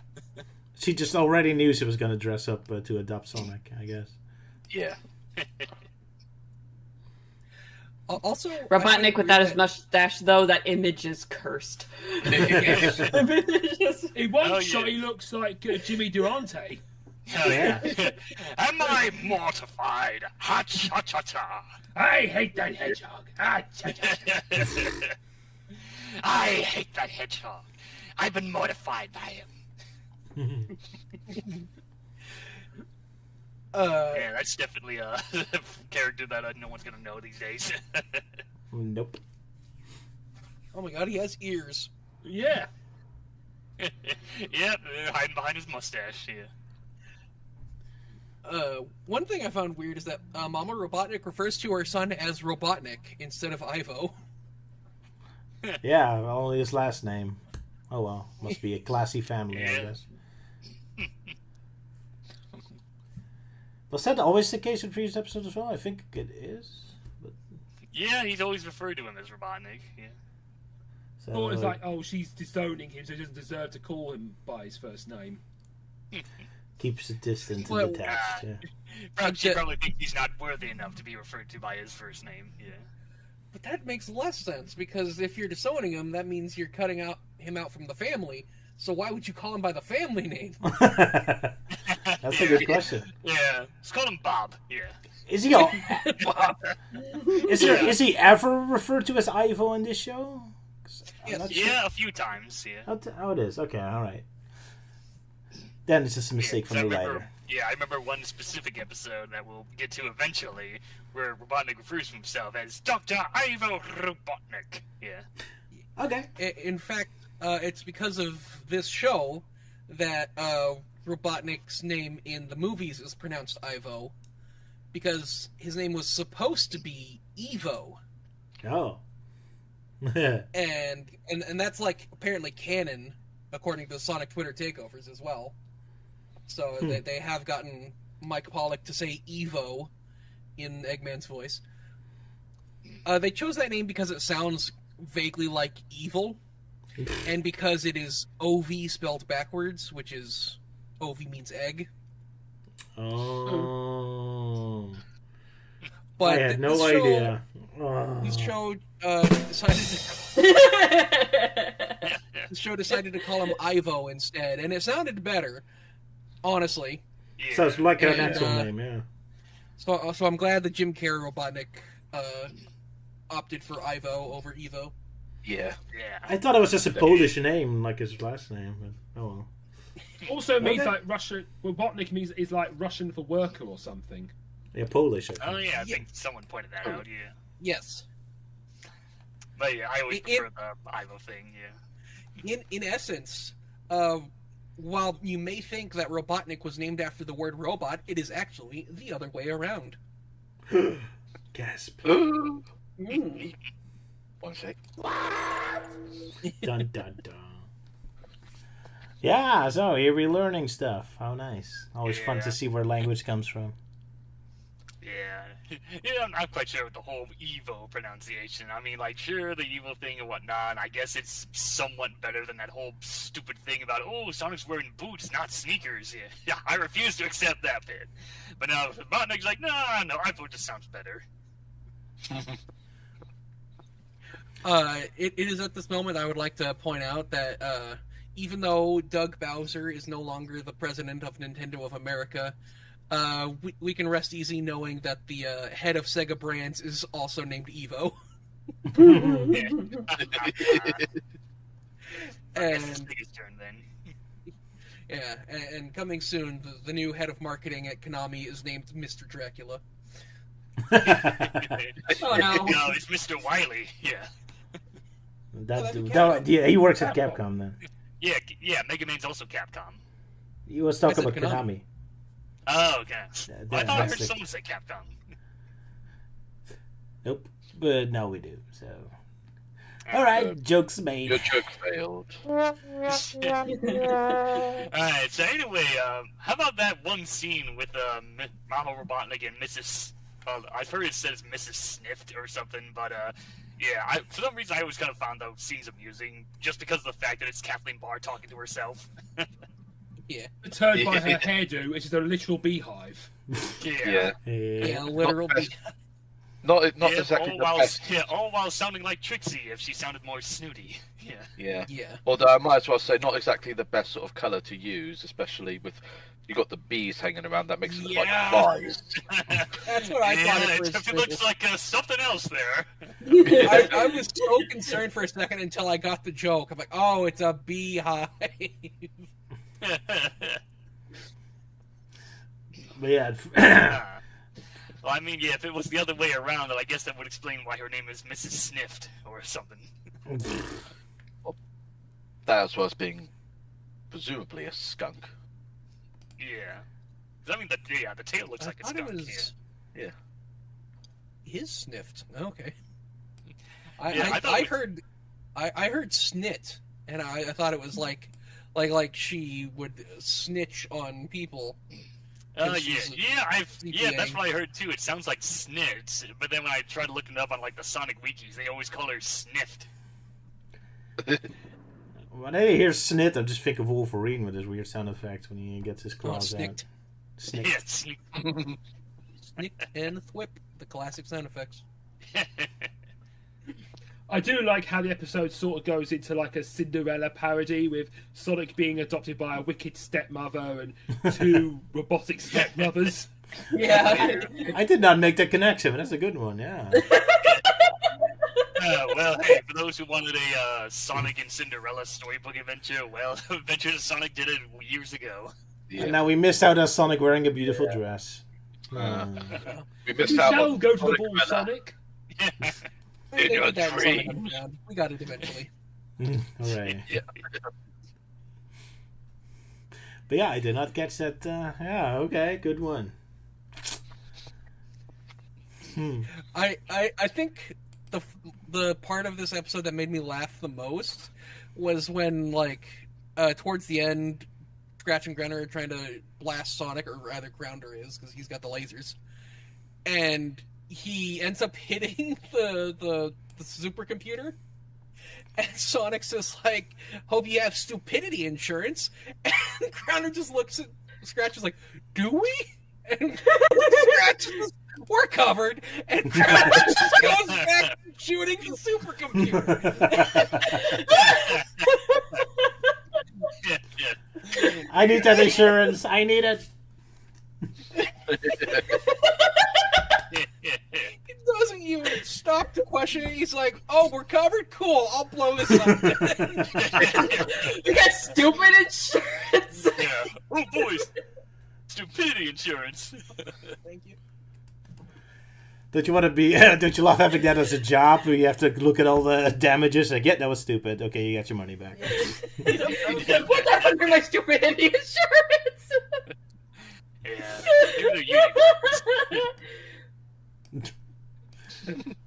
Another thing that I've noticed that when Momma Robotnik disguised herself as adopted mother comes in, and then when you see her picking up Sonic, the animation quality suddenly dropped, making her look even worse. Yeah. Oh yeah, where she just has those like wall eyes. Yeah, it's like.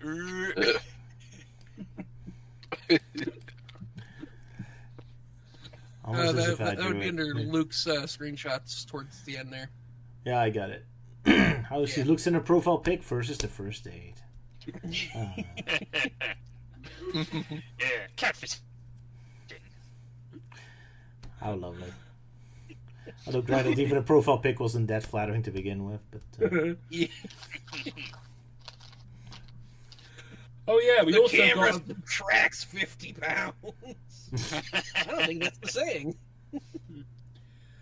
I was going to say we also got a very early version of Qbot. Yeah, apparently so. Yeah. Yeah. Now we know how he was built. From scratch. Yeah. Da-da-da-da-da-da. Go from scratch. Exactly. Nice. Wow, that was a perfect joke. Yeah, good job. Man, we're Roger approves. we're hitting out of the park with the dad jokes today. Sometimes the more obvious jokes are the better ones. Well, especially when they fit that perfectly, I suppose. And I think there's more dad jokes to come. Probably. Oh. Oh dear. Speaking of the dad jokes, the classic iron joke, Sala, you can say it. Was your get? Oh. The iris wipe. The iris wipe, yeah. So the classic like closing in of a black circle transition is called an iris wipe. So in this episode, I guess we get an ass wipe. Yeah.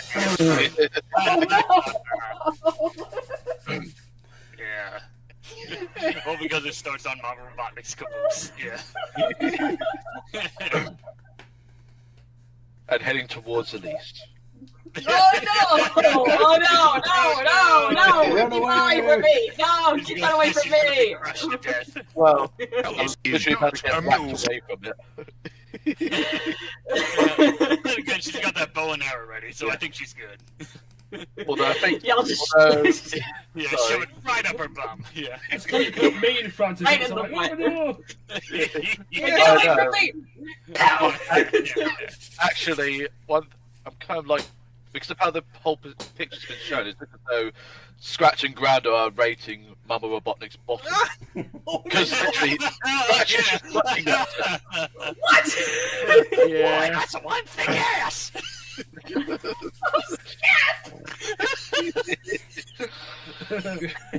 Grounder likes him chunky. Oh no! Well, actually, I think Grounder likes it more than Scratch does. Oh, no. Yeah. Belt in front of it, yeah. No, he's going to plug it up. Oh, look at that ass. Poke, poke. Oh no!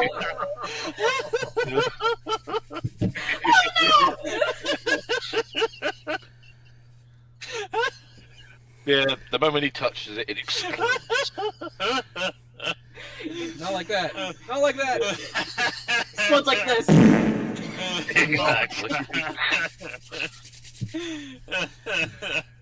I guess I would have been surprised. And this is why I don't want to be a doctor and deal with that kind of prostate. No. No, one weird episode of Forgotten Media. Oh my word. Anyway. What'd you say about Forgotten Media? What? Oh my gosh. I was going to say that would make one weird episode of Forgotten Media. Oh yeah, the lost episode of Forgotten Media. That's too spicy to show. Oh dear. So anyway, I get that, like... cover Fritz the cat. Yes. I get that this version of Sonic is supposed to be like a role model to children, but it's very off-putting to see Sonic so respectful of the law. Yeah. Because it's like no other Sonic has this kind of regard for the law whatsoever. Yeah. Yeah, you see those Twitter memes of like, oh, Sonic's like against tyranny and that guy, blah, blah, blah. And meanwhile, Adventures of Sonic is like, bitch, please. I'll gladly become Robotnik's son. If it's obey the law! Even if you don't like it, obey the law! Well, here's the thing also, I know of a way that Sonic could have gotten out of that situation. He could have said that he emancipated himself. Because that is a thing that you can do. Like, no, not like that! It's... No, there's this thing in court where if you're a certain age, like if you're a teenager, you can get your own independence, like from, like, your family. So, and I know this because I had to study about law when I was, studying about medical records. So, yeah, it's, oh man. Poor Lee's trying to explain something and we all thought it meant like something dirty. No, it's just funny. Oh my gosh! And me just could not help it. What was the one from from Animaniacs? Do you conjugate? I haven't even kissed a girl. I do know about the Emancipation Proclamation. Yeah. Yeah. From South Park. Oh. I'm sorry. Just try to properly explain, like, serious stuff, and yet all we're talking about are bottoms. Butts. That's what the 90s was all about. You think I'd be used to... I worked in an emergency room. You'd think I'd be used to this kind of thing. But... I'm just imagining the awkwardness of where she just recalled back to this, and yet she suddenly just starts laughing at when the poor patient is, like, literally on the table with a poor illness. Actually, I didn't interact with patients all that much, or at least not in that manner, because I wasn't certified. I was more of the records person, so... But... Oh, that's good. Oh, man. Jack Spore says he at least should have been Sonic's lawyer. Yes. Yeah. Yeah, his own police attorney. Yeah. Yeah, I gotta... Yeah. I'm sorry, I'm afraid to say that word again. Just say it. Just say independence. Yeah, it's like Sonic has his own independence now. It's like, well, while he's technically a minor, if he's like, teenage years, then he could say that, he is independent. So. Yeah. And besides, we all know, Sonic's not the minor. I'm the minor here. Yuck, yuck. I was very surprised to see like Sonic being very against being adopted, because I suppose if it was Tom, he would have been okay with it. Yeah. Yeah. This show is pretty anti-adoption. Every single time it shows up in an episode, it's always bad news. Then again, Robotnik is usually the one that's doing the adopting. Yeah, first the whole Tales' His New Home bit, and now this. Yeah. It's not a good track record. Oh, wow. Yeah, so on a more lighter note, this episode probably has one of my favorite Robotnik and Coconut discussions. And that was the whole, you help me and I'll get you on a sewer patrol. Oh, you really mean that, Robotnik? Have I ever lied to you before? Yeah, sure, lots of times. Never mind that. I mean, in Robotnik's defense, it's not like Coconuts has a better option but to trust him. Yeah. Although in the end, Coconuts didn't really have to do all that much. All they did was just get Momma Robotnik there, I guess. Well, I suppose just you missed a snip there, yeah. Well, that's basically, as Momma Robotnik put it, like, Robotnik called the social worker lady, and, like, Coconuts let them both in. Oh, yeah, he just opened the door, yeah. Oh, yeah. right, of course. I guess it makes Yes, sense. Mama. And you let them in? Don't call me like that. Charlie from Batman, you know. It's always important to open that door. All right, are we done with this episode? Probably. Yeah, I guess all I can say is, second time seeing Momma Robotnik, and this will definitely won't be the last time we'll be seeing her. Yeah. My only other note is about the fact that the judge was very clearly voiced by Gary Chalk. Oh, yeah. Of course I can. I'm the judge. You could always recognize that voice. Yeah. Gary That Chalk's explains why he's pro Robotnik, at least. Yeah. Hey.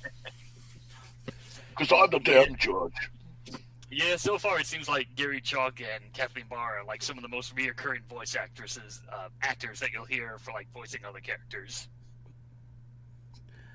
I guess so. Yeah. Just like in The Simpsons. Keep using the same main cast. Why not? Yeah, voice talents. Yeah. Yup. Yeah. More and fun just for like in them. MLB when Tabitha St. Germain voices a lot of characters. Indeed.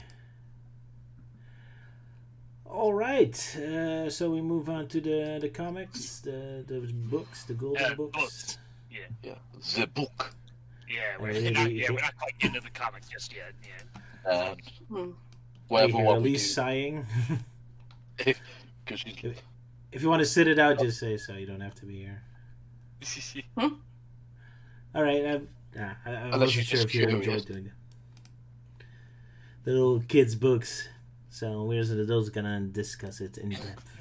Yeah, I kind of suggested we could do something more miscellaneous. So it was like, oh yeah, we're gonna do the Sonic Golden books. Because I know we covered one years ago as part of a Valentine's Day thing. We didn't have much to say on it, so I'm like, okay, how about we just plow through the rest of them since there's only like 3 left. Fair enough. And we have to waste a little time before we get to the comics again, since you were missing the next time, and we can't do comics without you, Melty. We can't do it without you. Yeah. But more specifically, you can't do Archie Sonic without me. Yeah. Indeed. So yeah, but the golden books today, and in 2 weeks, I'm not sure what the extra second thing is going to be yet.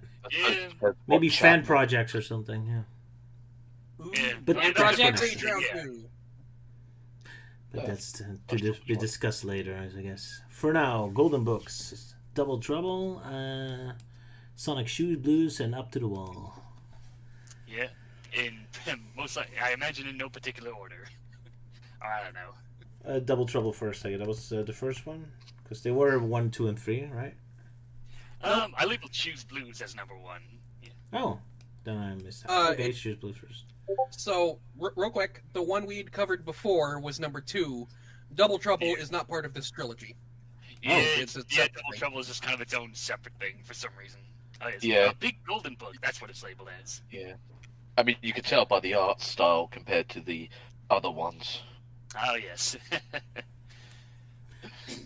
Oh well. Alrighty. So who's doing the synopsis for Sonic Shoes Blues? That would be Melty. So, yeah, that's me. That's you. Alright, let me just pull this up here.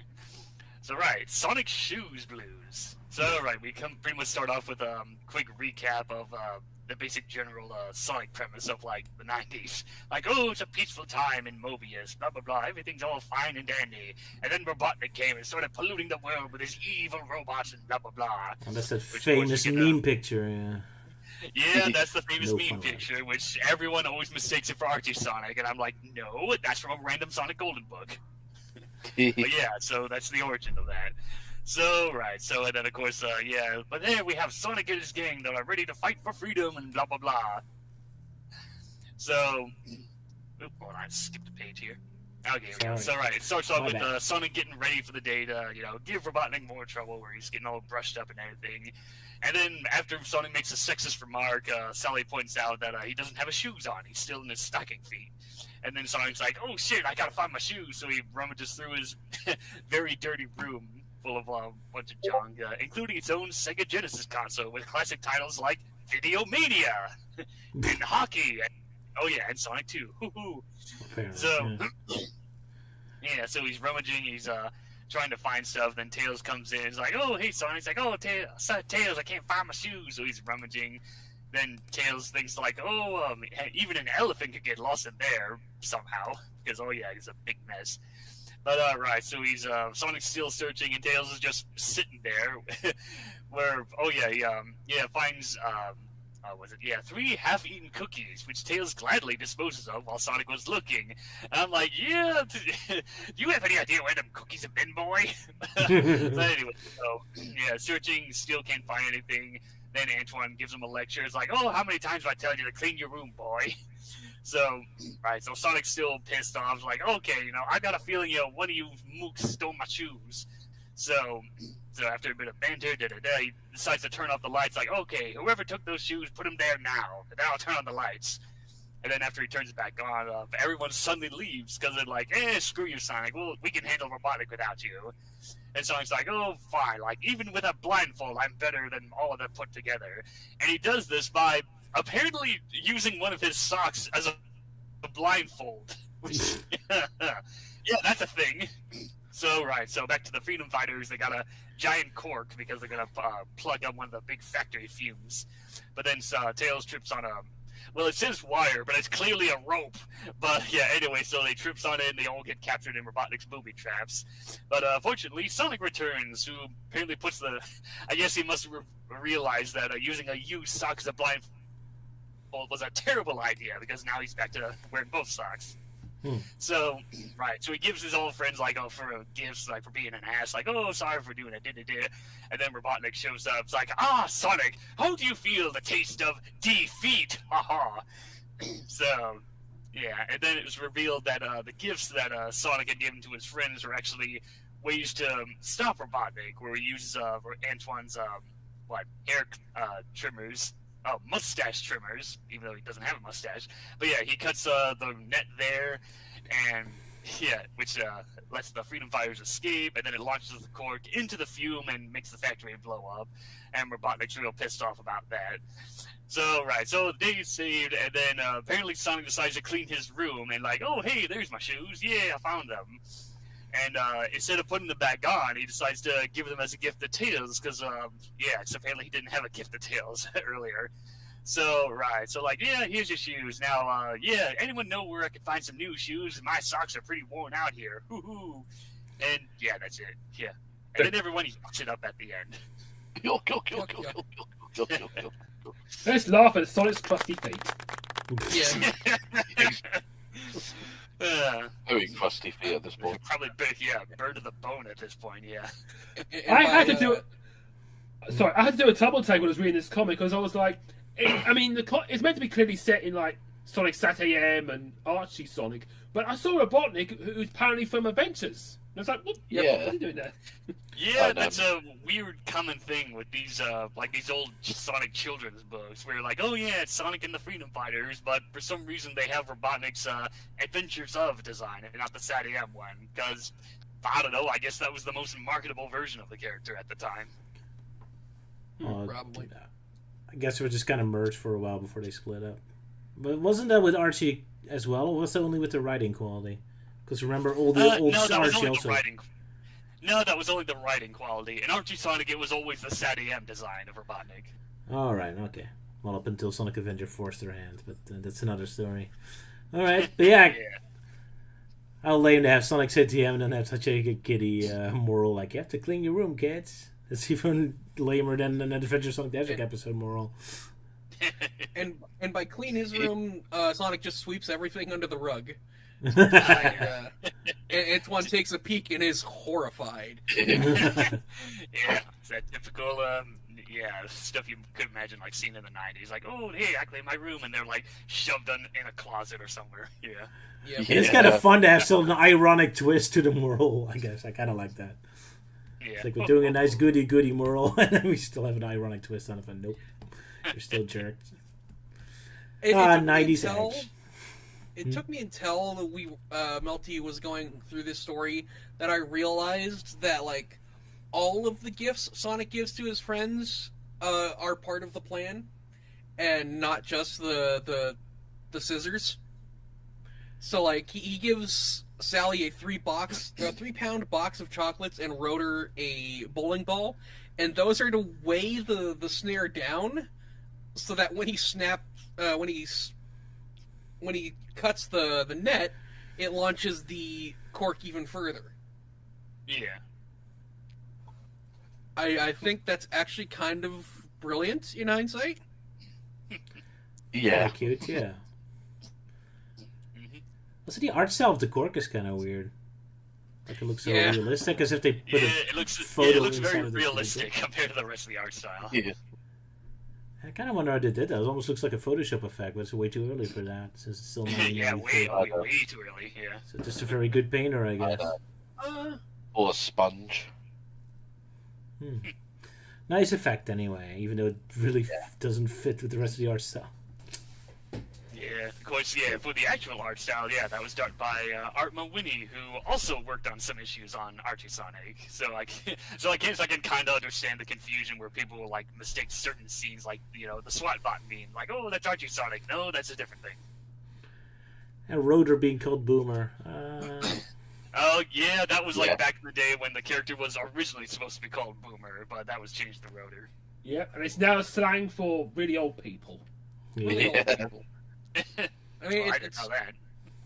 I mean, it's actually not slang. That's just their official generation's name, the baby boomers. Yeah. Oh, right, yeah, baby boomers, yeah. Yeah. Well, but besides that, it's also used for people who are not like technologically advanced. So it is a bit of a slang now. It's not always used in the specific context it's meant to be from, but that's how language works. Also, real quick, I do want to point out that this did come out 3 years after Photoshop released, so... Oh, all right. Photoshop that old, eh? Yeah, all right. Wow. Photoshop came out in 1990. Wow. I know. I was surprised to hear that yeah. I was surprised to hear that the creators of Chex Quest used Photoshop for their image editing. I'm like, there's no way Photoshop's that old. And it is. And now you know. There was this British sitcom that we had in the UK called Ghosts, which included this politician who died in 1994, and he knows what Photoshop is. Wow. Blimey. We're so old. When Photoshop is old. Wow. But yeah, I was expecting it to be from 1995 or so. So color me surprised. In Photoshop. Color me surprised in Photoshop, yes. Then again, I should have known because I did try to download an animation program from 1991 or so. So I should have known there was already programs like that before. Still, the olden days of computers. Yeah, the olden days of box computers, yeah. Also, I had to keep track on about Sally's appearance because sometimes Sally often keeps changing colours on sometimes. Yep. Yeah, so the deal with Sally's colors, like there was I think the earliest one was when she had like reddish fur and blonde hair, and then she had pink fur with black hair, and that was kind of the standard for a while. But then eventually she got like the more finalized look that we know, where she has brown fur and reddish hair. And they had like a canon explanation for that in the Archie comics, right? Yeah, there was somewhat of a canon explanation, even though it didn't happen until like years later. Which I feel like at that point people just assumed like, oh, that was a simple retcon. Like, fair enough, but still appreciate it. Oh my God, Roger is a step ahead of us. He's already got the image on screen. I did see it coming. Yep. So there you have it. Yeah, there it is. That's the weird explanation. It's like, I guess it's there, though honestly I didn't think they needed to really explain it because the series had been going on for so long at that point and Sally was already brown, so, people just figured, oh, just a simple retcon, Still, with the black hair kind of looks decent, but yeah, the yellow hair really doesn't fit her. But they had to figure stuff out, I suppose. Yeah, a lot of the art is different. I mean, how Knothole looks like is completely different here, with literally being underground and all that. Yeah, just tunnels. It definitely looks more similar to how it looked like from like the very early days of Archie Sonic, where it really was just an underground base. Yeah. Well, they made it up as they went along, I suppose. I also really love Robotnik's wanted poster in the meeting room. Like sometimes he's scowling, and then when they're gone, he's like grinning, like haha, they're gone. Oh, that's a nice detail. Yeah, probably by accident, but it fits perfectly. Yeah. Oh, you're alone. Aha, you suck. And even the robot soldiers get a wanted poster. How nice. Like they need to remind themselves. Who we're fighting again? Oh yeah, those guys. I almost forgot. Robots, right. Yeah, robot. Yeah. Oh well. Shall we move on to the next? Well, at least I'm happy with, like, yeah, we see one of, like, Sonic's foot, but at least the three-toed design and not the stupid blob feet one. Three-toed paw supremacy. Blob supremacy. But that's just me. Because it's canon. It has been since yeah, well, this happened before blob feet became a thing, so screw you. If they change Big the Cat's feet, I riot. Yeah, I've actually seen someone like make a mod of Big the Cat where he actually has the three-toed paw look. It's like, okay, yeah, now that's better. That's probably how I would draw Big, yeah, and not the blob feet one. Yeah. Foot discourse, let's go. No. Alright, so anyway, how about that sexist remark Sonic made, eh? Yeah. Typical 90s that's stuff. Definitely something that wouldn't fly today. Yeah. Nope. Which page is that? 2. It's really early on. I mean, to the book's credit, he's really called out on it, so it's not like the comic book ignores it. Yeah. Like Sally does, he isn't really sarcastic toward You it. know, Sally's always ready to have her callbacks. Yeah, comebacks. Yeah. That was one of the cool things about Sally is she didn't take shit. Yeah, and that's why she was one of the best characters. Yeah. But also, she doesn't get angry about it. She just kind of jokes. And, yeah, whatever, E-Man. Let's see how you do without me. Oh, hey, yeah, Sonic and He-Man, huh? So this, surprisingly, this predates the Chip and Dale Rescue Rangers movie. Yep. But it all started here, I guess, or something.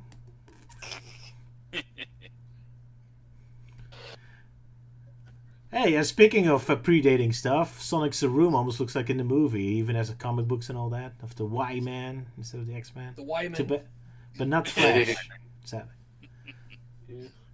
Why, He has a man? partridge Why? in a pear tree. Is that what the parodies of the X-Men were called in the Fleetway comics? I don't remember. Nah. I think it was. I think they were called something else. Yeah. The R-Men or something. Chimps, I think. Z-Chimps or something like that. Yeah, I think it was. Yeah, Z-Chimps, yeah. Z-Force, or one of those, yeah. The Z Monkeys, that was it. Oh, yeah, that's it. But yeah, partridge in a pear tree joke, yeah, just a big joke there with all the stuff that Sonic was rummaging through. Yeah. Must have been Christmas at the time that the person drew it. Yeah. Oh, yeah, I just noticed the soda can, like the way it's designed, the A kind of looks like a P there. Sopa? Yeah, soda. Yeah, yeah. Soda. And of course, the other classic drink, fizz. But we can all agree that there's only one true, like, fizzy drink we all love. Copsy Cola. Of course. Copsy Cola. That's one IMP in my series. So that's why you must love it. There you go. I'm your boss. You must always love everything I do. Good reference, Euan. Yeah. There you go. Applause. I think that. Well, now that I look at the pic, I find it weird that it says that Sonic has a strange-looking acorn collection. Like, you think that would be Sally's thing and not Sonic's thing. Maybe it's just a hint that he's still in love with her and therefore obsessing with acorns or something. I don't know. No, maybe those are actually Sally's acorn collection and Sonic stole Oh, he stole them. Oh, how now? Yeah, like that bit with Mr. Krabs stealing Mrs. Puff's curlers. I actually liked the idea, because like I had it too. Like, why is he collecting acorns? Is it because it reminds him of Sally? That's wholesome. Yeah. This gives off the impression that Sonic's a hoarder. Yeah. Yeah. I guess so. But he hoards good stuff like Sega shirts and Sega Genesises. So. Yeah. And cookies. And possibly an Sega elephant. shirt. Yeah. And an elephant. Why not? No, he's the elephant. Possibly an elephant. And a copy of Hockey for the Sega Genesis. Yeah. Harold's favorite game. Yeah, next to Video Mania. Before Sonic Mania. Yeah. So, yeah, just checking what the games are saying, yeah. Pro Boxing, Y-Men, Video Mania, Hockey, yeah. And Sonic 2, of course, which he's playing at the moment because Sonic has a giant ego. Yeah. Yeah, it's ego and self-promotion. Yeah. And we can tell this is an American book and not a British one because it says chips instead of crisps. Sorry, British people. I'm sure it must hurt. It's fine. Anyway. We've got a British. Lucifer. So we've got a British Sonic stuff, so he'll correct everything about it. Excellent. All right. Sonic the Horde Hog. It just crumbles. Exactly. Indeed. And that's why Sonic never has a house anymore. He's not allowed to hoard anymore. So, shall we move on to the next one? Or is there more to discuss? Yeah, we can move on to the next one. So, up against the ball, I guess, to finish the normal series first? Yeah. Alrighty. Series. Right, up against the wall. Luke is the victim. Well, yeah, because if we're going to do this and Double Trouble, then being as they're really short, I thought might as well read out the whole thing because people seem to like my narrations, and I like the idea of doing live storytelling.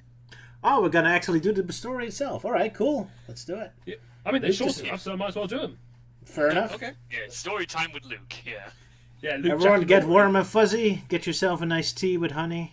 Yep. Are you sitting comfortably, children? There we go. Now imagine Luke looking like how Antoine looks like with a set charge. Go ahead, Sir Luke. Okay, up against the wall. In the great forest of the planet Mobius, the brave freedom fighters were listening to Antoine, their record keeper. As you can see by this chant, Antoine reported, Dr. Robotnik and his bully badniks have been quiet lately. Maybe he's ready to give up, piped in Tails, the two-tailed fox. Sonic the Hedgehog, the lightning-quick leader of the freedom fighters, tapped his foot impatiently. He knew that the evil genius, Dr. Robotnik, wouldn't stop until everyone on the planet was roboticized. We'll be hearing from him soon, Robotnik warned. Robotnik still has plenty of tricks up his metal sleeve. You can count on that. Suddenly, a muffled boom sounded from far away. You all hear that thunder? Asked Bunny Rabbit, the half-robot freedom fighter. The ground shook as another boom followed. What there is in a cloud in the sky, observed Rota. Sounds like trouble, Princess Sally said. Sorry, Antoine, I'll have to look at your charts later, said Sonic, and the blue blur streaked away. A few seconds later, Sonic was at the gates of Robotropolis. He stopped in front of a giant smoke-belching machine that was slamming pieces of metal into the ground with loud and steady booms. It seemed to be building a huge wall. I don't like the sound of this machine, Sonic said to himself, or the smell. Phew. The rest of the freedom fighters caught up to Sonic. They watched in horror as the machine scooped up trees from the great forest and replaced them with a wall. Well, what do you think it's for? Tails asked. I don't know, but it's making the ground shake like a Mobius quake, answered Sally. Suddenly, the evil Dr. Robotnik appeared with wimpy assistant Snively. Welcome to my construction site, Robotnik called. As you can see, Robotropolis is expanding. I knew you would show your creepy face soon, Sonic said. Take your overgrown toy and go home. This will be my home, you pesky rodent, Robotnik replied. The wall up at 3000 is unstoppable. Before long, it will encircle the great forest with a giant wall. Then I'll set a huge dome over it to keep out the annoying sun. Allow me to demonstrate, Robotnik continued, pulling up a flower and covering it with his hard hat. Without sunshine and fresh air, all the plants and trees will wither away, Sally said. Let's see how you bucket of balls handle a sonic spin, the hedgehog said, launching himself at the mess-making monster. The freedom fighters gasped as Sonic bounced off the machine. Hey, that's smart, Sonic said as he brushed himself off. The only smarts you'll ever have, Snively said with a sneer. It's only a matter of time now, Robotnik said. The great forest will be mine.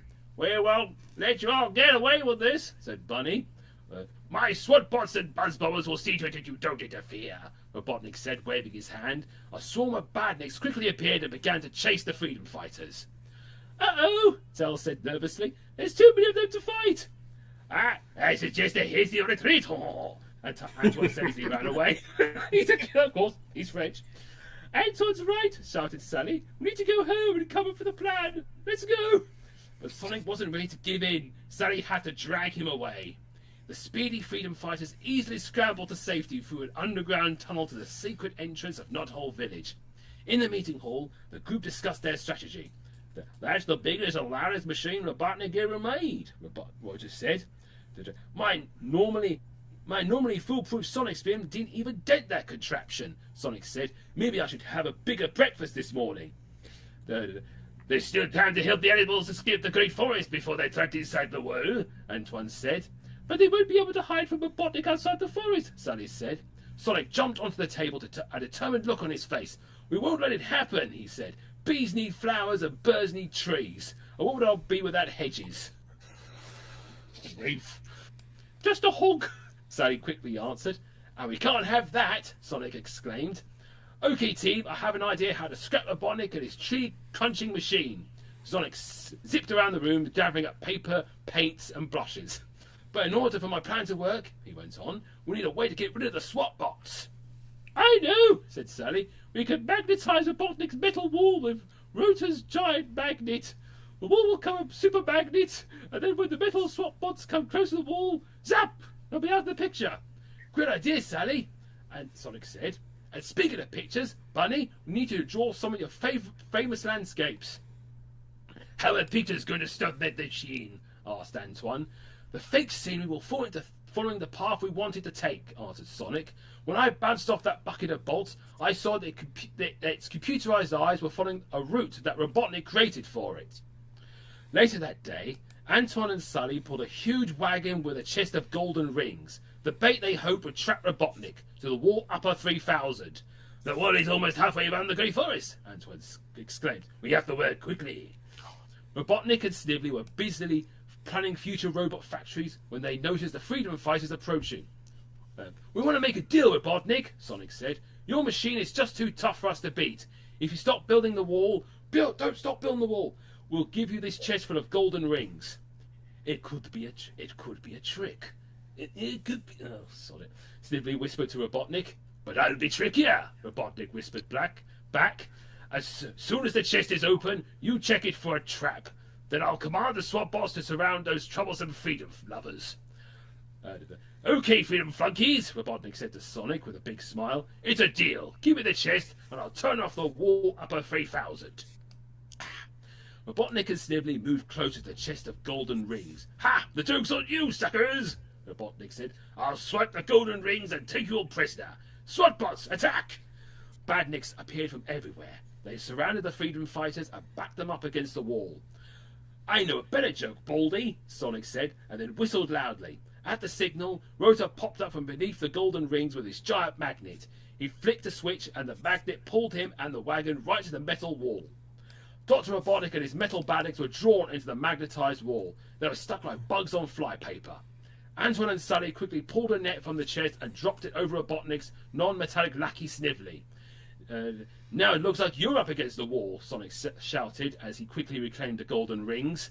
Maybe, but you still haven't stopped my unstoppable wall upper 3000, Robotnik taunted. Just what? Now it's up to Tails, Sonic said and whistled again. The speedy fox zipped from behind a tree and darted in front of the massive wall upper 3000. He held Bunny's fake scenery in front of the machine's glaring electronic eyes. The wall upper may have been big, but it wasn't very smart. It was fooled by the pictures and zigged left and zagged right, then left again, until it toppled over a cliff to its doom. Back at Knothole Village, the freedom fighters celebrated their victory. I wish I could have been there, Sonny said, laughing. You would have been stuck to the wall just like Robotnik, Sally said. Using my giant magnet was a great idea, Sally, Rhoda said. How do you think of it? I hate to take all the credit, Sonic interrupted, but I'm sure it was my magnetic personality that inspired her. And Elise, have you found the audiobook voice for your stories yet? Are you gonna hire Luke to tell? Are you gonna hire Luke to do an audio voice for all your books? I think that she did. I remember doing. Yeah, I did ask you for that proof of concept, you and Sala, which you guys were amazing on. I still can't thank you guys enough. That's all right. It is something I like to toy with because, like, if I ever thought about live streaming, I might just like read from literature, read novels. I was like, like Charles Dickens, Terry Pratchett. I mean, I was thinking of I've asked for Peter Pan for Christmas, and I could read that. Like Star Wars books, Lord of the Rings. Mm-hmm. Yeah, Terry Pratchett would be awesome. Yeah, Tolkien. Yeah, Terry Pratchett would be cool. Yeah. Yeah, I think you did a segment of A Christmas Carol once. I did. That was just something I wanted to do for fun. And a Harry Potter meme thing. I mean, like Charles Dickens, he used to do like live readings of his stories. Oh, cool! Of course, it makes sense in the theater time. Yeah.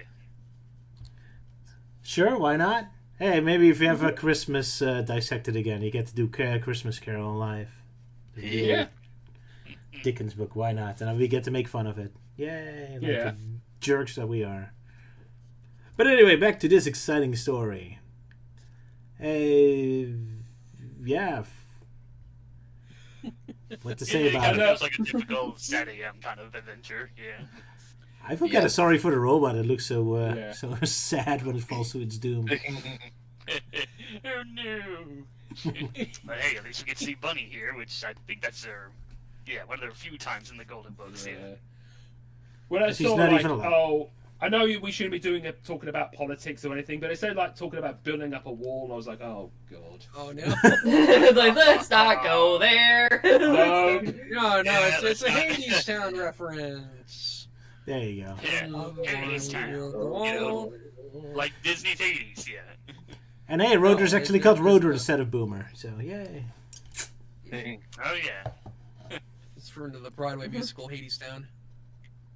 I've never heard of that. Okay, is it good? It's really good. I recommend it. All right, I'll try to keep it in mind. And of course, Antoine being typically French, he ran away. Yeah. Oh no! Yeah, so how about those bumper stickers on the robot? Yeah, my favorite is call 1-800-GET-LOST. Yeah. That's a nice one. Also, like in the helmets, it's like there's a break between Ro and Botnik, so now it says Botnik Incorporated. Hell yeah. Botnik Inc., yeah. Whoops. And since when is Bunny famous for her paintings? I don't recall that ever being a thing before. Yeah, that's I like it though. I like that. That is just an aspect of her. Yeah, like I know in Archie Sonic she had a thing about wanting to be a hairdresser, which gets used like a few times. But yeah, I don't recall her having any interest of being an artist. Yeah.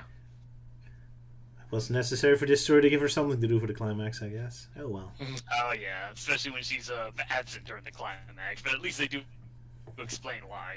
Yeah. And look how happy she is, and Sally just gets to paint. Yay! Warm, melty's heart.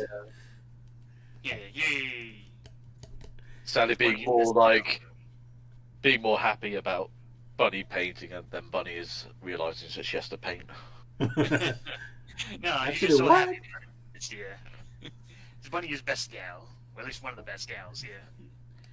I also like that they got a massive chest full of rings. Yeah. Yeah, a conveniently stored chest of rings. Yeah. Why not? Maybe Bunny also made those. The artist. Nah, they're giant onion rings. There you go. It is weird that they had that many. Like, obviously the entire chest isn't full because Rotor and his giant magnet are hiding in there. But, like, that's still a lot of rings. And, like, if I remember right, like, it takes them a month to make one ring. I assume it's not the power rings. I guess they made other rings. Although, if it's the power rings, then wow, that's a lot of power. Yeah, maybe they're dummy rings. Yeah, they're made out of cheap plastic or something. Well, I mean, Sonic still bothered to gather them after the plan was over. Yeah. So they were clearly not, like, worthless. That's true. At least it's very well made. Yeah, oh no, don't let Sega hear it. Yeah. Don't let Sega hear that. No, cannot be currency. Oh yeah, Sala also hated that. So. Fuck you, Sega. Rings are currency. In this universe, they are at least. Yeah, in this universe, so, yeah. I still can't get over the fact of, like, saying, like, oh no, we can't use rings narratively anymore. I mean, like, come on, that's like if they had the Mario movie without mushrooms, or like a Metal Gear movie without, Metal Gear.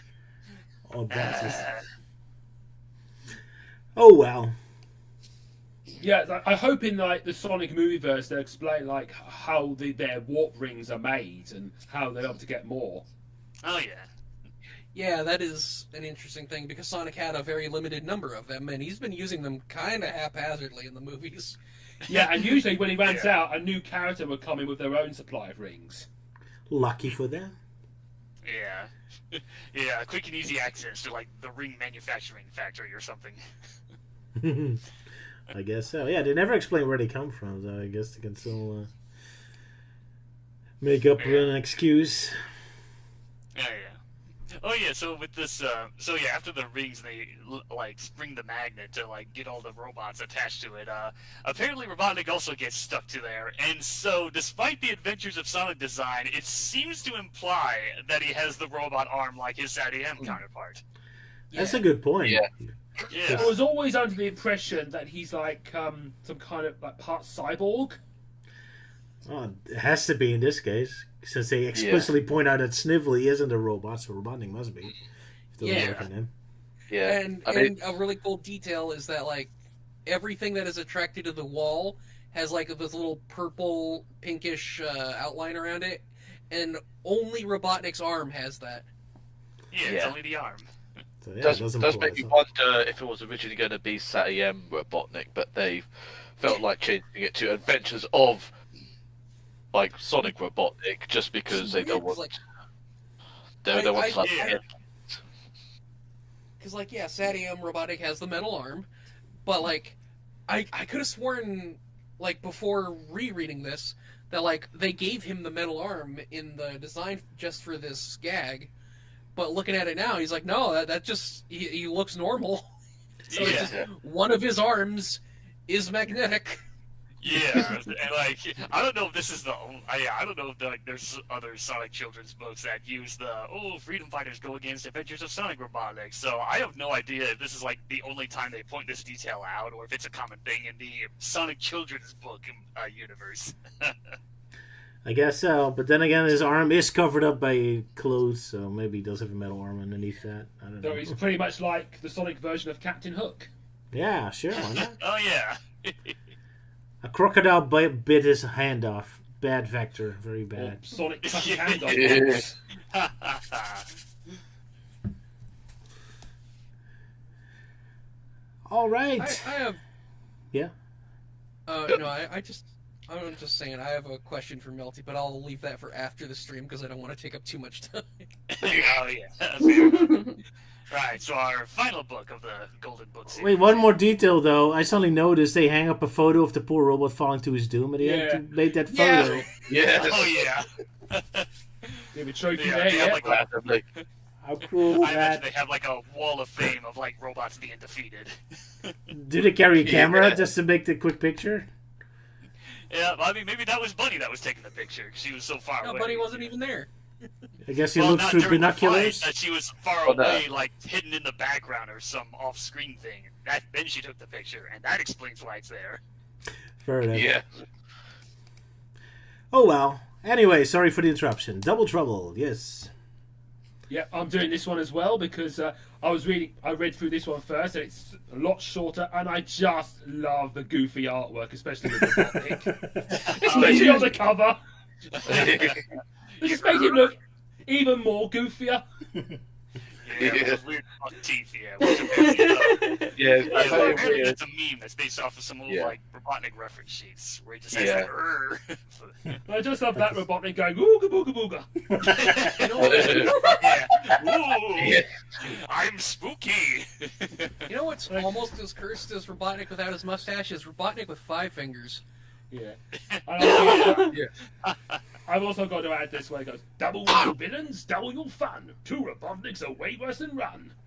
Oh yeah, so this book was predating the movie Sonic, yeah. Yep. And Sonic Triple Trouble. The sequel to this, I guess. But yeah, sorry. Luke, go ahead. Okay. Sonic the Hedgehog. Double Trouble. Sonic the Hedgehog lived on the planet Mobius in a cozy hideout called Not Old Village. The brave freedom fighters, led by Princess Sally, lived there too. Their mission was to rid Mobius of the evil Dr. Robotnik and his robot gang of SWAT bots. Robotnik has taken over Mobius and built robot factories that were changing the beautiful green planet into a dirty, sooty mess. Worst of all, he was capturing the Mobians and turning them into robots too, or sending them to Detroit. One day, Sonic wasn't his cheerful self. I have a feeling something is wrong, he told his friends. Uh-oh, Princess Sally said. I hope Robotnik's not up to more trouble. Me too, added Bunny Rabbit. Just then, Rota appeared at the tree stump entrance. Tails is gone, he said. The SWAT bots got him. A bee buzzed the news in my ear. My best friend, shouted Sonic. We got to save him. There's no time to lose. He raced off in a sonic spin. Slow down, Sonic, Sally yelled as the freedom fighters followed. How will we find Tails? Don't worry, said Sonic. The bees must know where Tails is. Sure enough, a swarm of bees, my God, led the freedom fighters to an ugly building called Factory X. Go get 'em, Sonic told the bees. They swarmed all...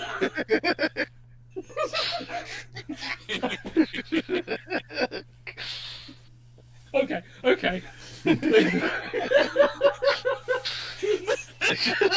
It's just such a random thing to hear Sonic say. Just go get him, bees! Go get him, bees! Grab the bees! Okay. Yeah, Robotnik's got buzz bombers. I've got freaking bees. Okay. They swarmed all over the SWAT bots while Sonic and the freedom fighters sneaked into the factory. Sonic sped off in search of Tails. To keep Robotnik off their trail, Sonic, Sally and Rota sent him a computer message that said, Factory Y is in trouble. Come on the double. Trouble in Factory Y, eh, Snively? Robotnik said to his servant when he read the message. Then why is the message from Factory X? I smell a rat, or rather a blue hedgehog. Let's pay a little visit to Factory X. Luckily, Bunny spotted Robotnik nearing the factory and warned the other freedom fighters. Rota, the team's mechanical expert, quickly began rummaging in their supply closet. I have a recycling plan that should really surprise Robotnik, he said. In another part of Factory X, Sonic was still spinning along, searching for Tails. Suddenly, he screeched to a halt. There was his best friend, about to be roboticized. Tails, he shouted, your true blue friend is here. Sonic, am I glad to see you? Tails shouted over the noise of the machine. Just then, a familiar evil shadow loomed over them. Well, sneered Robotnik. Sonic and Tails, 2 for the price of 1. Look, cried Tails, there are 2 of you. Robotnik turned to face a twin Robotnik. Rota has made it from recycled robot parts. Start the robot works, shouted one Robotnik. No, shut them down, shouted the other. The SWAT bots were confused. They stopped, then started, then stopped again. Finally, their circuits began to sizzle, pop, and blow out. Hey, SWAT bots, smoke is not good for your health, Sonic said with a laugh. Someone grab that blue fur ball, our Robotnik ordered. No, leave him alone, his twin yelled. As the 2 Robotniks argued, Sonic and Tails sped away. Later, Rota asked Sonic, how'd you like my recycled Robotnik? Better than the real one, Sonic said. Our planet needs more recycling plans than that. Okay, freedom fighters, let's buzz on home. And they did.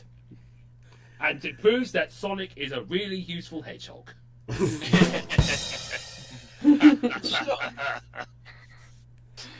Right. Another thing I've also noticed that what they've done to Tails, because in some Sonic yeah, he's just like throughout most of the story. Yeah. I also love that the story about recycling is recycling the official art. That's pretty awesome. I love how they put it in new context. There's so much recycled artwork in this here. But I love how they changed the context. That's so funny to me. On I think an expert use of that is page 14 though. That genuinely looks like Sonic trying to kick open the machine. It's just an old artwork of him running. Yeah. Oh yeah, that was brilliant. Very clever use, yeah. It's almost like an in-joke in it. But yeah, Tails' face expressions are awesome, yeah. The ending where he's like, he has that derpy face and he's pointing off screen somewhere. Like, what is he pointing at? Yeah. I also love that Robotnik. His plan for dealing with the fake Robotnik is to just argue with him. And Snibbly's like, well, you know, the old saying of how you argue with yourself. And Snibbly's like, when he's confused, like, I'm seeing double here, 4 Robotniks. I'm seeing double here, 4 Robotniks. Oh God, as if my life isn't as shitty as it is. I wonder what recycled material he has to make like a fleshy human. Quick question: what are the bees supposed to be accomplishing? They gonna sting the robots? I know. That's quite hilarious. Yeah, they're distracting them, I guess. Yeah. Go get them, bees! And apparently, Roto gets his information from bees. Yeah. The bee whisperer. A bee buzzed the news in my ear. Like, speaking of Rotor, there's like one panel where like Sally's at the computer sending out the fake message, and weird thing is it looks like Rotor is taller than her, but you can actually see one of his boots, so clearly he must be standing on some kind of platform. Yeah. Bit of a perspective problem here. Oh wow. What's this? A factory underpopulated by bees? My briefcase of bees ought to put a stop to this. My briefcase full of bees will stop.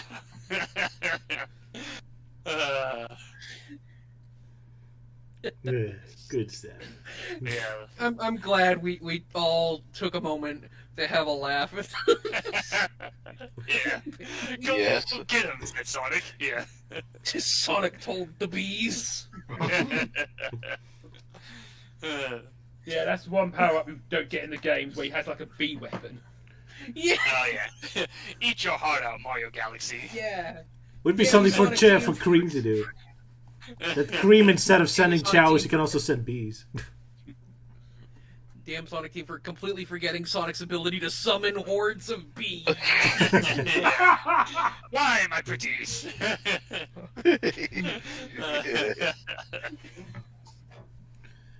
Good stuff.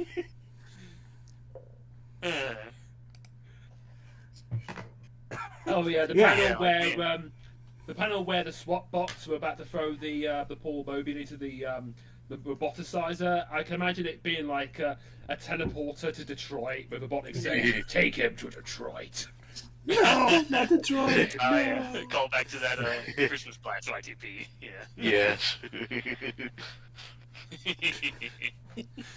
But yeah, like man, this story really loves drawing Robotnik with buck teeth for some reason. Yeah. Yeah.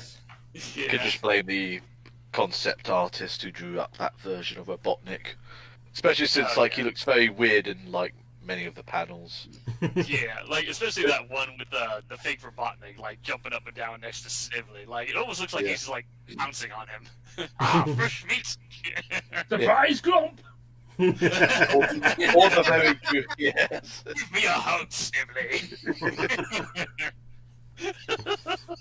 But of course, that one very goofy picture of Robotnik when he gets information that Factory Y is in trouble, and he's got that sort of Yeah. Which is why Luke basically just did like a meme sort of thing. I think he needs like a load of different images on there, like he'd be playing Doom or looking at something. Oh yeah, I did a few myself. Yeah, like login password thing, and we have a whole collection of Scary memes. Yeah, Scary Maze, and then I did one with them just watching 7 AM Sonic with Robotnik and Snively. Yeah, I did also one where they're. universe. I did also one where they're watching Dissected Alive. Oh. Oh, did you? I didn't see that one. Well, I'm glad I didn't, because I was planning on making that joke and I didn't. Yeah, I think they're all in live stream planning. Yeah. Oh. Yeah. Yep, that's the second one. I couldn't tell what that was the first time I saw it. Yeah, because I had to minimise the screen quite a lot, but it sort of looked like a YouTube live stream. Yeah, and I made a bunch of them as well. My first 3 were just I couldn't get the idea of Robotnik trolling Snively out of my head. So he's got him playing the Scary Maze game, got him getting rickrolled, and the car zombie jump scare. Yeah, the car one. Yeah. And then my next thought was, as an old-looking computer, what is something that would actually be on that computer screen? And my first thought was the hamster dance. Oh, yeah.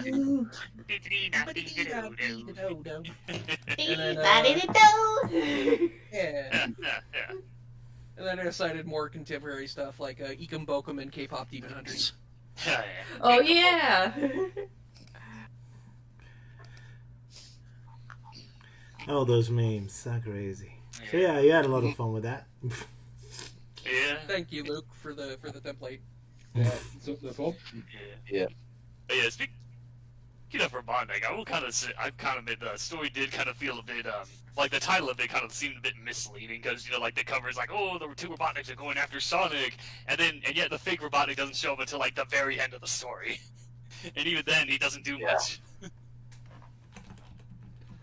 No, indeed, it shows up only in the last 2 panels and barely does anything. But yeah. Too much other crazy stuff. Just noticed the Roger one. I just noticed that. Not me. Sorry, Roger. You're just having fun. Memeception. Oh, that's brilliant. Enough memes, stop wasting my time. No. Evil ones. Someone asked me if I could do an IDW in minutes. I guess I have to read the newer. newer. Sorta? Yeah, with the whisper with the squid one, yeah, and a couple short ones for the stream before. Yeah, before you gave up on that. It is just too taxing. Too much. I'm too slow now. Yeah, maybe in the future if I read more comics again. Yeah. But yeah, this was a pretty fun one. Really random. Yeah. Save the best for last, yeah. Yeah, brilliant. I guess so. And thank you for reading it so well, Sir Luke. No problem. Just showing off his amazing narration skills. Yeah. So yeah, extra round of applause for Luke. Thank you. Thank you very much. From Factory If X. you ever read one of these books like this again, I want to take a try at doing that. That we're done for them, or are there more? I think we finished all of them. Yeah, well, I'm sure there's more of them, but they're kind of like maybe like chapter books for kids kind of thing. I'm not sure if there's any more like picture book stuff left. Yeah. There might be one. I'll have to look more into it. All right, crazy stuff I've never seen. How fun! Yeah, it's very American. Yeah. Indeed. Right, and I guess the stream is over. Anyone has any final thoughts on anything? Well, I know Sala wanted to ask me something. I meant after the stream, but after the stream. Okay. Ooh, private. Oh, no, we can do it. Yeah. Does the Archie continuity have like an explanation for why Robotnik has the one metal arm? Surprisingly, no. They never explained that in the Archie Sonic universe. It's probably just they probably just assumed that we all assumed the SATAM reason was canon. Yeah, the Blast of the Past episode, yeah. Who knows? Which was really cool. I liked that. Yeah. Although with time loop problems, but oh well. That's the problem with time travel. Yeah, well, I do know the whole Snively losing his hair. Like in Archie Sonic, that wasn't the Blast of the Past way. It was just it was kind of more of a throwaway line where he just tells his father like, "Oh, what happened to your hair?" Like, "Oh, male pattern baldness." Yeah, that's it. That's why he's that. Yeah, Doesn't have to be retcon. It could just him being embarrassed about the real reason and just giving a quick excuse. Who knows? But yeah, in Sonic CTM, Robotnik was knocked into the roboticizer by Sonic. Time-traveling Sonic. So that doesn't explain what happened in the original timeline, but oh well, I guess we shouldn't be thinking about that too much. Yeah, we should be thinking about what you guys will be doing next time, yeah. That's a good question, because Melting Man is going to leave us. Yeah, sadly I won't be here next time because I'll be off in Wisconsin attending my 3rd year at Ponyville Cider Fest. So yeah, I've already got my preparations taken care of. They've already announced all the guests of honor there, which is definitely an interesting selection of guests. The one that really took me by surprise was Andrew Francis, voice of Shining Armor. It's like, oh yeah, that guy's pretty busy with like anime dubs and all that stuff. So yeah, he'll be there. Voice of Mon Pai will be there. Voice of Thorax and Brayburn, yep, they'll all be there. So yeah, I'm thinking of what to do there. I'm sure I'll have a good time attending panels and having a good time. Maybe get a little more familiar with the original building that they had. 'Cause I've been there once, so this will be my 2nd time at the building.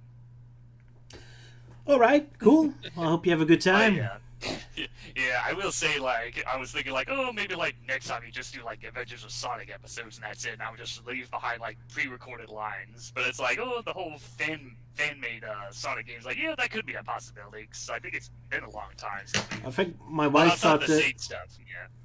My wife wanted us to look at the fan comics, I think, but I wasn't really sure which ones yet. It has to be a short one for one episode. Yeah, like, which ones? There's, like, too many of them that exist. Especially when most of them are just like joke comics, yeah. So yeah, if someone knows a cool fan comic, let us know in the comments and we'll check it out. But one we can go through in one stream and not another like for 100 issues or something. Yeah, maybe keep it limited at like 2 or 3. That could be like an idea. And those unofficial follow-ups on Fleetway and Archie, we'll look into them if we actually finish the actual proper Archie in the Fleetway. So in about 20 years in the future or so. Oh yeah, by the time we get to like Sonic the Comic Online and that stuff, yeah, we'll get to that in the year 2050. Probably. Yeah. But yeah, we'll see what we're gonna do next time without Melty. Yeah. Yeah, could be another filler stream, but who knows? Anything's possible. But yeah, so that was the stream for today. Euan, thank you very much for the thumbnail. No problem. Recreating that poor, sad robot's tragic death again. Yeah, had to include that. The Waller Upper 3000, yeah. One change I was hoping for is that for Robotnik, he would be like keeling over due to his heart attack. He'd be lying like that. What happened to Peter Griffin? Exactly. When it was after watching the Ring video. Oh yeah. Unfortunately, I was already committed to having Momma Robotnik beat the crap out of her son. Okay. Oh yeah, give Momma Robotnik some love, yeah. Yeah. Obviously a lot more clean than when I did the Momma Robotnik thumbnail for her first appearance. But you drew her with a mustache, inconsistent with this episode. How dare you, sir? Well, until later on, though. Fair enough. But in Robotnik, But then again, I think we all prefer her with the tash. Yeah, it just seems more fitting. Yeah, with how strange of a show it is, it just seems more fitting that Momma Robotnik also has a mustache. Yeah. Sure, why not? Family trait. Anyway, see you folks next time. Anyone else wants to plug something? Any projects coming up? Nothing really. Nope. Excellent. Well, then see you folks in 2 weeks again. Boy. Goodbye. Cheerio. Bye. See you guys later. And yes, I live in the Netherlands, Swiss cheese.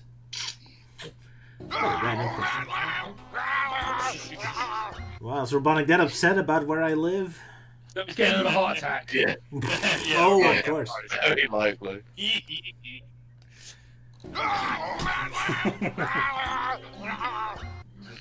It's like he's eating his own heart. Yes.